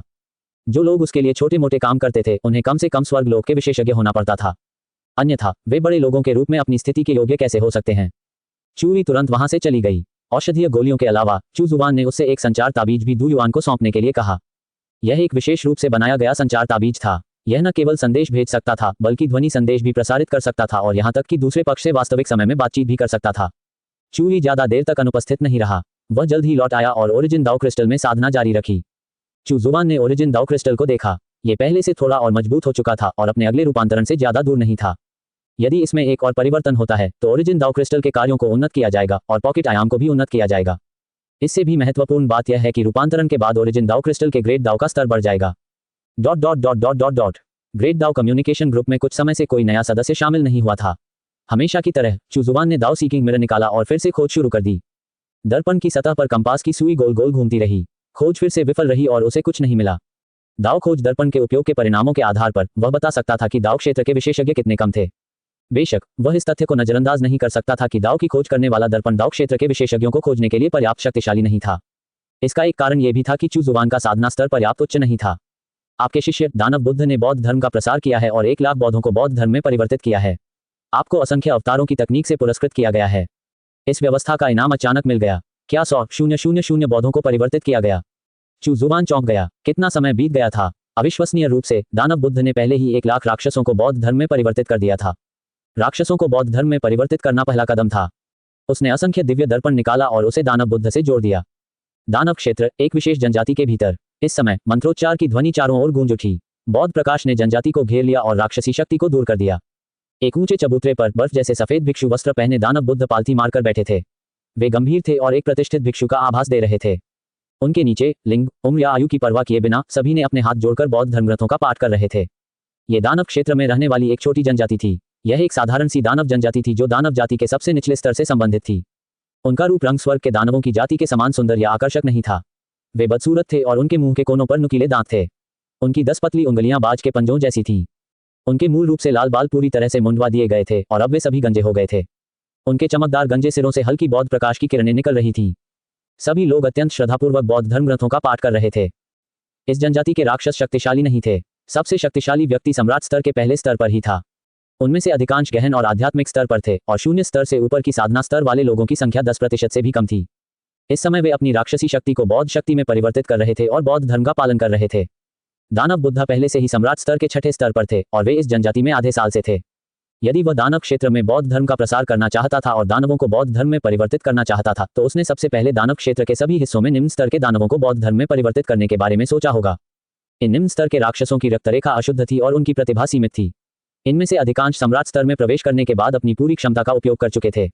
हालांकि इसका कारण उनकी राक्षसी पहचान थी। एक बार जब उनमें पर्याप्त समझ विकसित हो जाती और वे पूरी निष्ठा से बौद्ध शिक्षाओं का अभ्यास करते तो वे अपनी राक्षसी प्रतिभा से सीमित नहीं रह जाते। यदि दानव क्षेत्र में बड़ी संख्या में निम्न स्तर के दानव बौद्ध धर्म अपना लेते हैं तो निश्चित रूप से उनमें से कुछ ऐसे होंगे जो बौद्ध धर्म की गहरी समझ विकसित कर सकेंगे और इसलिए बौद्ध धर्म के पालन पोषण में असाधारण प्रतिभा रखेंगे। स्वयं दानव बुद्ध ने इसका प्रत्यक्ष अनुभव किया था। बौद्ध धर्म के प्रति उनकी समझ और भक्ति उच्च स्तर तक पहुंच चुकी थी। सम्राट का क्षेत्र अब उनकी ऊपरी सीमा नहीं रहेगा। ये तो बस समय की बात होगी कि वे सर्वोच्च लोक, स्वर्ग लोक और शायद उससे भी आगे पहुंच जाएंगे। इसलिए दानव बुद्ध इस जनजाति में यहाँ के राक्षसों को ज्ञान प्रदान करने के लिए आए। उन्होंने बौद्ध धर्म और सभी प्राणियों के बीच समानता का प्रसार किया। कुछ समय बाद उन्होंने दया और शक्ति, कठोरता और कोमलता दोनों का प्रयोग करके उन्हें ज्ञान प्रदान किया। अब जनजाति के सभी लोग बौद्ध धर्म में विश्वास करने लगे थे और सच्चे बौद्ध बन गए थे। राक्षस बुद्ध ने जनजाति के सबसे प्रतिभाशाली अनुयायियों को चुना और उन्हें बौद्ध धर्म के उच्च स्तर की शिक्षा दी और उन्हें आधिकारिक तौर पर बौद्ध भिक्षु के रूप में नियुक्त किया। भविष्य में वे दानव बुद्ध की तरह होंगे, जो दानव क्षेत्र में घूमकर बौद्ध धर्म का प्रसार करेंगे और राक्षसों का नाश करेंगे। इस जनजाति के राक्षसों ने शीघ्र ही यह महसूस किया कि बौद्ध धर्म का अभ्यास करने के बाद उनका मन शांत हो गया, उनकी बुद्धि अधिक सक्रिय हो गई और वे अधिक शक्तिशाली भी हो गए। वे कुछ हद तक पाखंडी भी प्रतीत होने लगे थे। जब उन्होंने मुख खोलकर अमिताभ का नाम लिया तो उनका मन निर्मल था, उनकी आंखें पवित्र थीं और वे भविष्य के प्रति उत्साह से भरे हुए थे। ऐसा प्रतीत होता था मानो उन्होंने अपना पूरा जीवन अपने हृदय में बसी आस्था को समर्पित कर दिया हो। जनजाति को ज्ञान प्रदान करने और बौद्ध धर्म का उपदेश देने के बाद दानव बुद्ध खड़े हुए और अपने हाथ जोड़कर बैठ गए। अमिताभ, राक्षस लोक के पाप गहरे हैं। लोभ, क्रोध और मोह निरंतर व्याप्त हैं। रक्तपात, वध और लूटपाट हर जगह व्याप्त है, जो यहाँ की आत्माओं को भ्रष्ट कर रही है। मैं बुद्ध दयालु हूँ। मैं राक्षस लोक को ज्ञान से भर देना चाहता हूँ और इसे आनंदमय भूमि में परिवर्तित करना चाहता हूँ। अगर मैं इस नरक को नहीं बदलूंगा तो कौन बदलेगा? भले ही मुझे अपना शरीर बलिदान करना पड़े, मैं बौद्ध धर्म की महान शिक्षाओं का प्रसार करना चाहता हूँ। बौद्ध संप्रदाय के शिष्यों को भी बौद्ध मान्यताओं का सर्वत्र प्रसार करना चाहिए। जनजाति के सबसे बलवान और शक्तिशाली लोगों ने अपने हाथ जोड़कर कहा, अमिताभ बुद्ध, हम आपके आदेशों का पालन करेंगे। अच्छा, दानव बुद्ध ने संतुष्टि से सिर हिलाया। उनका शरीर बौद्ध प्रकाश से आच्छादित था और वे नंगे पैर चलते हुए जनजाति से निकल गए। उस कबीले के बौद्ध शिष्यों की निगाहें श्रद्धा और कट्टरता से भरी हुई थीं। वे अपने नवनिर्मित बौद्ध हथियार लेकर कबीले को छोड़कर सभी दिशाओं में निकल पड़े। दानव क्षेत्र में बौद्ध धर्म का प्रसार आधिकारिक तौर पर शुरू हो चुका था। चू जुबान ने सब कुछ देखा और दानव बुद्ध की क्रियाओं और विधियों की गति और प्रभावशीलता पर आह भरी। वह वास्तव में दानव क्षेत्र के भाग्य के बच्चों में से एक होने के योग्य था। चू जुबान ने उस समय उसे अपना शिष्य बनाकर सही निर्णय लिया था। हालांकि दानव क्षेत्र में बौद्ध धर्म के प्रसार में कुछ बाधाएं आएंगी, लेकिन जैसे जैसे उनकी संख्या बढ़ेगी, अधिक से अधिक लोग बौद्ध धर्म का पालन करेंगे। आखिरकार बौद्ध धर्म और बौद्ध शक्ति में राक्षसों को नियंत्रित करने की क्षमता थी। कुछ राक्षसों, विशेषकर निम्न स्तर के राक्षसों ने पाया कि बौद्ध धर्म का अभ्यास करने से उनकी शक्ति बढ़ सकती है। वे इससे आकर्षित क्यों नहीं होंगे? बेशक, जब बौद्ध धर्म का प्रसार हुआ और उसने राक्षस जाति की कुछ प्रमुख जनजातियों को खतरा पहुंचाया तो उन्हें बुरी तरह से दबा दिया गया। ये शीर्ष जनजातियां नहीं चाहेंगी कि निम्न स्तर के राक्षस अपनी बेड़ियों को तोड़कर उनके बराबर शक्तिशाली बन जाएं। ये बात विशेष रूप से स्वर्गीय दानव जनजाति के लिए लागू होती थी। दानव क्षेत्र की शासक जनजाति होने के नाते वे नहीं चाहते थे कि निम्न स्तर के दानव बौद्ध धर्म का अभ्यास करने के बाद स्वर्गीय दानव जनजाति के स्तर तक पहुंचें। यदि वे निम्न स्तर के राक्षस उठ खड़े हुए तो वे स्वर्गीय राक्षस जनजाति के शासक अधिकार को चुनौती देंगे। बौद्ध धर्म पर प्रतिबंध लगा दिया जाएगा और निम्न स्तर के राक्षसों को साधना करने की अनुमति नहीं दी जाएगी। उस समय एक भयंकर संघर्ष छिड़ जाएगा। स्वर्गिक दानव जनजाति से कुछ लोग निश्चित रूप से बौद्ध धर्म का पालन करने का प्रयास करेंगे। एक बार जब वे ऐसा कर लेंगे तो उनका हृदय बदल जाएगा और वे स्वर्गिक दानव जनजाति के साथ नहीं रहेंगे। बौद्ध धर्म का पालन करने के बाद वे अब स्वर्गीय दानव जनजाति के सदस्य नहीं रहे। अपनी अनूठी विशेषताओं के कारण दानव क्षेत्र में बौद्ध धर्म का प्रसार एक बार शुरू हो जाने के बाद उसे रोकना संभव नहीं होगा। हालांकि मुख्यधारा बनने और राक्षस जाति की राक्षसी मान्यताओं को प्रतिस्थापित करने के लिए इसे संघर्ष की एक गहन प्रक्रिया से गुजरना होगा। उस समय बौद्ध धर्मानुयायियों को विशेषज्ञों की आवश्यकता होगी और बुद्ध नानवु निस्संदेह बौद्ध धर्म के ज्ञाता थे। दानव लोक में उनकी उपस्थिति से बौद्ध धर्म का अस्तित्व सुरक्षित रूप से विकसित हो सकेगा। चू जुबान को लगभग पूरा यकीन था कि राक्षसों को बौद्धों में परिवर्तित करने की प्रक्रिया में उतार चढ़ाव तो आएंगे, लेकिन अंत में वे निश्चित रूप से सफल होंगे। भले ही वे सभी को बौद्ध धर्म में परिवर्तित न कर सकें, कम से कम दानव क्षेत्र पर बौद्ध जाति का प्रभुत्व तो होगा। दानव जाति के शेष भाग का पतन हो जाएगा और उन्हें छिपकर अपना जीवन यापन करना पड़ेगा। राक्षस बुद्ध नंगे पैर चल रहे थे। एक दिन बाद वे राक्षस जाति की एक और निम्न स्तरीय जनजाति के स्थल पर पहुंचे। अमिताभ बुद्ध, उपकारक, बौद्ध धर्म आपके भाग्य में लिखा है। ये गंजा आदमी कहाँ से आ गया? ये कैसा बौद्ध धर्म है? यह क्या बकवास है? हे उपकारी, आप बौद्ध धर्म का अपमान कर रहे हैं। आपने घोर पाप किया है। आपको अपना चाकू त्याग कर बौद्ध धर्म अपना लेना चाहिए, तभी आपके पाप धुलेंगे। तुमने ही जघन्य अपराध किया है। गंजे, मरने के लिए तैयार हो जाओ। बुद्ध दयालु हैं। भगवान बुद्ध, मैं गलत था। मैं अभी कसाई का चाकू नीचे रख दूंगा और बौद्ध धर्म अपना लूंगा। अमिताभ बुद्ध, बहुत बढ़िया। चू जुबान, ये तरीका बेहद सरल और घटिया था। राक्षसी स्वभाव वाले बुद्ध से यही उम्मीद थी। इसके बाद दानव बुद्ध उस कबीले में बस गए। कबीले के लोग केवल लौट सकते थे, वहां से जा नहीं सकते थे। बौद्ध प्रकाश ने जनजाति को घेर लिया और मंत्रोच्चार की आवाजें गूंजने लगी। Dot dot dot dot dot dot. धिक्कार है गंजे पर, मैं तुमसे लड़ूंगा। अरे, मंत्र जपना बंद करो। यह क्या चीज है? अमिताभ, बुद्ध दयालु हैं। कौन से बुद्ध? मैं सुनना नहीं चाहता। नास्तिक पुत्र, शीघ्र घुटने टेक कर पश्चाताप करो। यदि तुमने बौद्ध धर्म का अपमान करने का साहस किया तो मैं तुम्हें क्षमा नहीं करूंगा। वह जनजाति बहुत जीवंत थी। कुछ कमजोर इच्छाशक्ति वाले लोग जो आसानी से प्रभावित हो जाते थे, तुरंत बौद्ध धर्म में परिवर्तित हो गए। राक्षसी शक्ति बौद्ध शक्ति में परिवर्तित होने लगी। बौद्ध धर्म की मिठास चखने के बाद वे और भी अधिक धर्मनिष्ठ हो गए। जो लोग अब भी राक्षस बने रहने पर अड़े थे, उनके प्रति उनका व्यवहार बिल्कुल भी विनम्र नहीं था। चाहे वे उनके अपने बच्चे ही क्यों न हों, वे उन पर क्रोधित होकर हमला करते और उन्हें सबक सिखाते। फिर वे उनसे कहते कि उनके पिता बौद्ध थे, इसलिए वे भी बौद्ध हैं। बौद्ध धर्म में राक्षसों का जन्म संभव नहीं था। यदि तुम दानव हो तो तुम निश्चित रूप से मेरे पुत्र नहीं हो। मैं तुम्हें अपने हाथों से मार डालूंगा। आमतौर पर इसी समय इन आज्ञाकारी बच्चों को अचानक एहसास होता था कि वे बौद्ध हैं। उन सभी ने धर्म परिवर्तन करने की इच्छा व्यक्त की। जो बच्चे पहले बौद्ध बने, वे अपने माता पिता को घूरते हुए कहते थे कि बौद्ध होने के नाते उनके माता पिता राक्षस कैसे हो सकते हैं। इसलिए वे अपने माता पिता को मारना चाहते थे। संयोगवश इसी समय उनके माता पिता को इस बात का एहसास हुआ और उन्होंने बौद्ध धर्म में परिवर्तित होने की इच्छा व्यक्त की। चू जुबान ये दृश्य देखकर अवाक रह गया। क्या दानव बुद्ध इसी तरह दानव जाति का धर्म परिवर्तन कराने वाले थे? क्या ये तरीका बहुत सरल और अव्यवस्थित नहीं था? उस जनजाति में अभी भी कुछ जिद्दी राक्षस थे जिनकी मान्यताएं दृढ़ थीं और वे धर्म परिवर्तन करने को तैयार नहीं थे। दानव बुद्ध चाहे कितनी भी बार शास्त्रों का पाठ करें, वह व्यर्थ ही था। इसी क्षण दानव बुद्ध ने बोलना शुरू किया। अमिताभ, हे दुष्ट राक्षसों, तुमने घोर पाप किए हैं। ये निर्धन भिक्षु तुम्हारा धर्म परिवर्तन करवाएगा। बूम! एक हथेली के प्रहार से बौद्ध प्रकाश प्रज्वलित हुआ और उसने सभी हठी राक्षसों को सीधे मार डाला। अमिताभ, शाबाश शाबाश! पूरी जनजाति ने हाथ जोड़कर बुद्ध का नाम जपना शुरू कर दिया। राक्षसों पर विजय प्राप्त करने से असीम पुण्य प्राप्त होता है। दानव बुद्ध ने अपने हाथ जोड़ लिए। चू जुबान के होठों के कोने फड़क उठे। दानव बुद्ध नाम वाले व्यक्ति से यही उम्मीद थी। वह सचमुच राक्षसी स्वभाव का था। वह सोचने लगा, क्या दानव बुद्ध के कार्य करने का तरीका सही था या गलत? ये बौद्ध रीति रिवाजों जैसा नहीं लग रहा था, बल्कि किसी राक्षस के रीति रिवाजों जैसा लग रहा था। वह राक्षसों को बौद्ध बनाना चाहता था, न कि उन्हें पहले से भी अधिक राक्षसी बनाना। क्या उसे दानव बुद्ध को सुधारना चाहिए? चू जुबान हिचकिचाई। अंत में उन्होंने दानव बुद्ध को बौद्ध धर्म ग्रंथों पर दोबारा व्याख्यान देने का निर्णय लिया। जहां तक इसकी व्याख्या की बात है, ये पूरी तरह से उन पर निर्भर था। राक्षसी स्वभाव वाले बुद्ध द्वारा दानव क्षेत्र में बौद्ध धर्म का प्रचार करना शायद अंततः कोई बुरी बात नहीं है।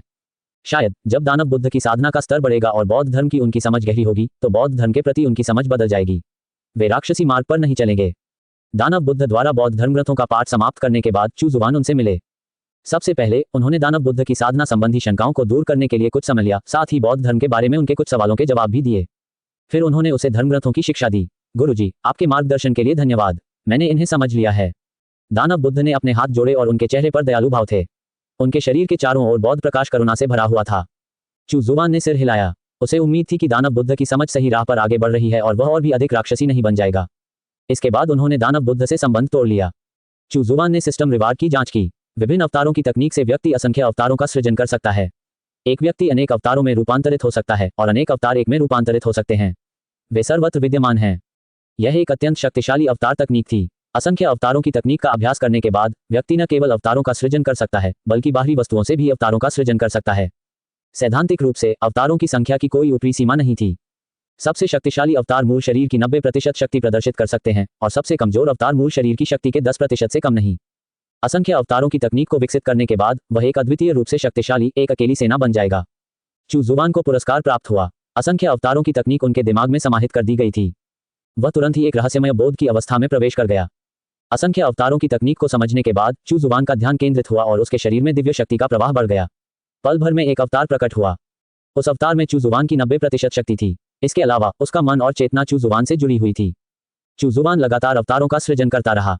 थोड़े ही समय में प्रांगण में दर्जनों अवतार प्रकट हो गए और उनमें से सबसे कमजोर की शक्ति भी चू जुबान की शक्ति का 60% थी। इतने सारे अवतारों को जन्म देने के बाद चू जुबान को लगा कि उसकी दिव्य शक्ति और आत्मिक शक्ति समाप्त हो गई है। हालांकि एक गोली खाने के बाद वह जल्दी ही ठीक हो गया। यह असंख्य अवतारों की तकनीक अत्यंत शक्तिशाली थी। यह एक महान तकनीक थी जो सीधे महान दाव से जुड़ी हुई थी। इतने सारे अवतारों को सक्रिय करने के बावजूद भी उनकी शक्ति का बहुत कम उपयोग होता प्रतीत होता था। ऐसा प्रतीत होता था कि प्रत्येक अवतार की शक्ति का स्रोत महान दाव से आता है। इसी वजह से उसके मुख्य शरीर से ऊर्जा की खपत इतनी कम थी। एक ही विचार से सभी अवतार गायब हो गए और मुख्य शरीर में वापस लौट गए। चू जुबान ने मेज पर रखे चाय के कप को देखा और अपनी उंगली से उस पर टैप किया, जिससे चाय का कप एक अवतार में परिवर्तित हो गया। उसी क्षण चाय के कप में कुछ परिवर्तन हुआ। एक आकृति प्रकट हुई जिसका चेहरा चू जुबान की इच्छा के अनुसार बदलता रहा। वह चू जुबान जैसा नहीं दिखता था, बल्कि चौकोर चेहरे वाला एक अधेड़ उम्र का आदमी जैसा दिखता था। उसकी ताकत चू जुबान के मूल शरीर की ताकत का केवल 10% थी। संभवतः इस अवतार की शक्ति चाय के कप के स्तर से प्रभावित हुई थी, जिसके परिणामस्वरूप ये पहले के अवतारों जितना शक्तिशाली नहीं था। किसी बाह्य वस्तु से अवतार बनाने की प्रक्रिया में भी वही नियम लागू होते थे। उसका मन और चेतना चू जुबान से जुड़ी हुई थी। चू जुबान को इस अवतार तकनीक के कई अद्भुत उपयोग तुरंत सूझ गए।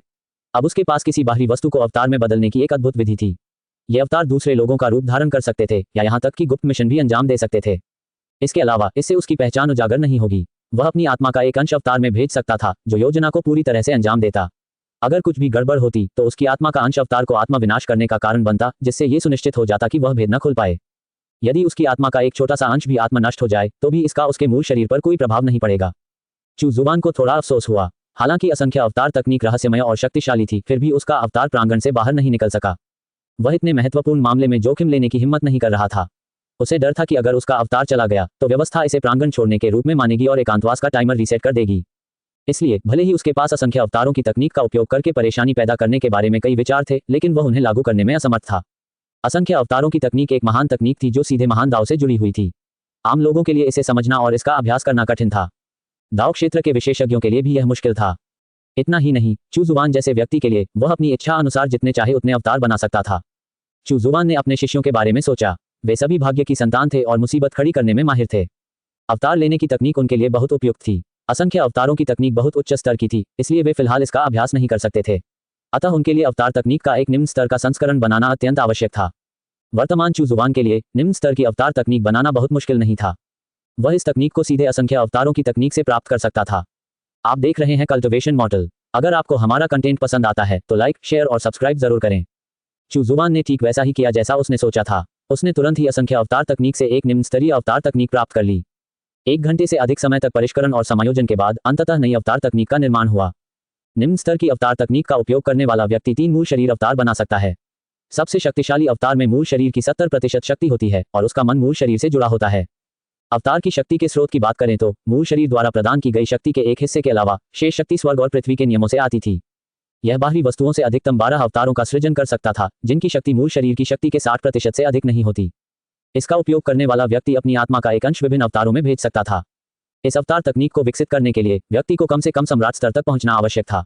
सम्राट स्तर से नीचे के लोग इसे विकसित करने में असमर्थ थे क्योंकि यह तकनीक स्वर्ग और पृथ्वी के नियमों पर आधारित थी। सम्राट स्तर से नीचे वालों के लिए एक निम्न स्तर के संस्करण में अवतार के लिए मूल शरीर को ही सारी शक्ति प्रदान करनी पड़ती। चू जुबान को ऐसी बेकार तकनीक बनाने में कोई दिलचस्पी नहीं थी। चू जुबान ने मायरीड इनकारनेशन तकनीक के निम्न स्तरीय संस्करण को माइनर इनकारनेशन तकनीक का नाम दिया था। स्वयं निर्मित अवतार तकनीक के लिए व्यवस्था की ओर से कोई पुरस्कार नहीं दिया गया। शायद इसका कारण यह था कि उनकी साधना का स्तर बनाई गई तकनीक के स्तर की तुलना में बहुत उच्च था। चू जुबान ने जियांग शिंग को बुलाया और उसे अवतार तकनीक सिखाई। शियांग जिंग संचार ताबीज और अन्य कलाकृतियों को परिष्कृत करने के लिए जिम्मेदार था और वर्तमान में वह अपनी सहायता के लिए कठपुतलियों पर निर्भर था। वह निम्न स्तरीय संचार ताबीज बनाने के लिए सामान्य उत्पादन लाइन पर निर्भर था। ... अवतार तकनीक से वह अपनी सहायता के लिए अवतारों का सृजन कर सकता था। उनके मन और चेतना उससे जुड़े होते थे। यह एक से अधिक शियांग जिंग के एक साथ मिलकर चीजों को परिष्कृत करने के बराबर था। इस तरह वह अधिक जटिल और उच्च स्तरीय वस्तुएं बना सकता था। शियांग जिंग सुखद रूप से आश्चर्यचकित हुआ। चू जुबान को धन्यवाद देने के बाद वह अवतार तकनीक को समझने के लिए वापस पॉकेट आयाम में चला गया। सू शियान ए भी अवतार तकनीक सीखने आई थी और चू जुबान ने उसे ये तकनीक सिखा दी। उन्होंने इसे चू युन को भी सौंप दिया। दूसरी ओर चू पिंगफान ने चरम दाव की साधना की जो काफी खास थी। उन्हें अवतार तकनीक में कोई दिलचस्पी नहीं थी। इसके अलावा उनकी प्रतिभा इस क्षेत्र में नहीं थी। अवतार लेने की तकनीक सीखना उनके लिए काफी मुश्किल होगा। अवतार तकनीक सिखाने के बाद चू जुबान फिर से निश्चिंत हो गया।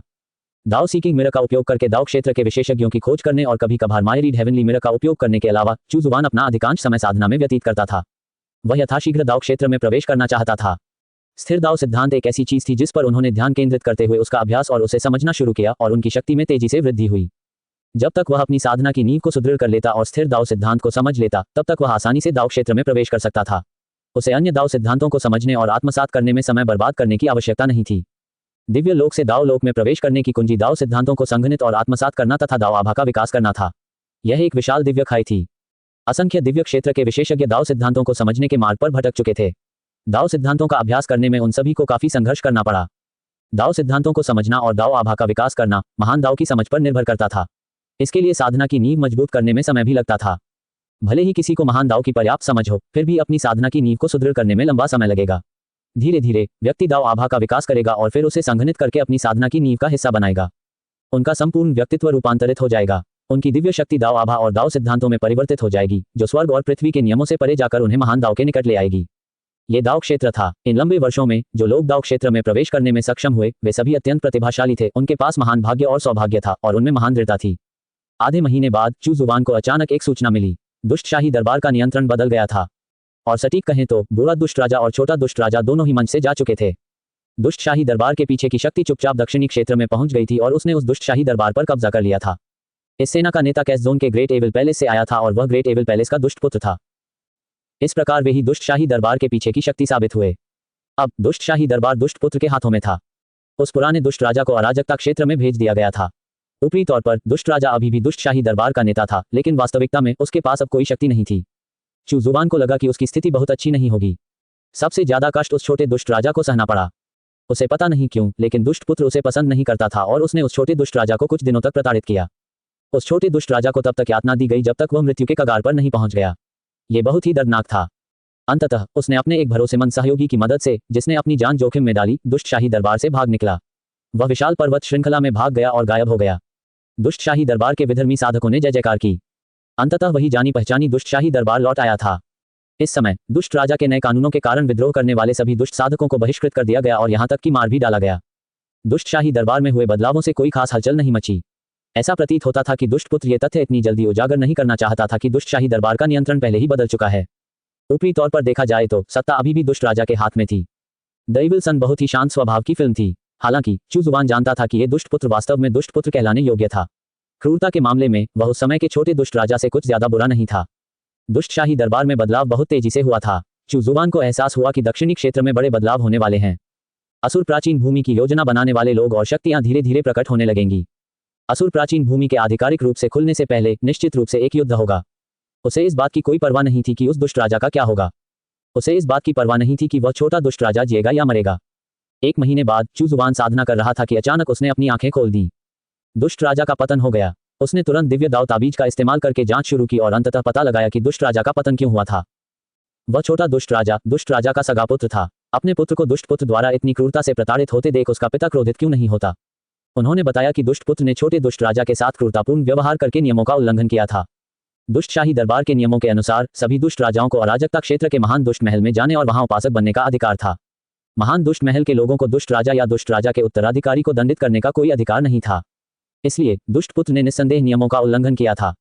लेकिन आखिर में दुष्ट पुत्र तो दुष्ट पुत्र ही था। महान दुष्ट महल में उसका रुतबा बहुत ऊंचा था, तो नियमों का उसके लिए क्या मतलब था। ये नियम महान दुष्ट महल द्वारा बनाए गए थे। स्वाभाविक रूप से वह उन्हें पलट सकता था। दुष्ट राजा के मन में आक्रोश इसलिए भर गया था क्योंकि दुष्ट पुत्र ने नियमों की अवहेलना की थी, खासकर अपने ही बेटे पर हुए क्रूर अत्याचार को देखने के बाद। इसलिए वह दुष्ट पुत्र से बदला लेने की सोच रहा था। अंततः उसे एक अवसर मिला और उसने अचानक छुपकर हमला कर दिया। अंततः दुष्ट राजा का पतन हो गया। उनकी साधना के स्तर में इतना अंतर था कि छुपकर हमला करना भी व्यर्थ था। चू जुबान ने अपना सिर हिलाया। दुष्ट राजा सचमुच दयनीय स्थिति में था। दुष्ट राजा को उसका अधीनस्थ नहीं माना जा सकता था। वर्तमान स्थिति के आधार पर वह भी एक बेकार मोहरा था। अगर उसकी मौत हो गई तो ठीक है, कोई भी उस दुष्ट राजा का बदला नहीं लेगा और उस छोटे दुष्ट राजा में ऐसा करने की क्षमता भी नहीं थी। महान दुष्ट महल के दुष्ट पुत्र का सामना करते हुए एक तुच्छ छोटा दुष्ट राजा, जो पूरी तरह से पराजित और हताश था, कैसे बदला लेने की ताकत जुटा सकता था। आखिरकार वह दक्षिणी क्षेत्र का भाग्य का मारा बेटा तो नहीं था। जब तक उस छोटे दुष्ट राजा को कोई बड़ा अवसर नहीं मिल जाता और वह विद्रोह नहीं कर देता, तब तक बदला लेने की कोई उम्मीद नहीं थी।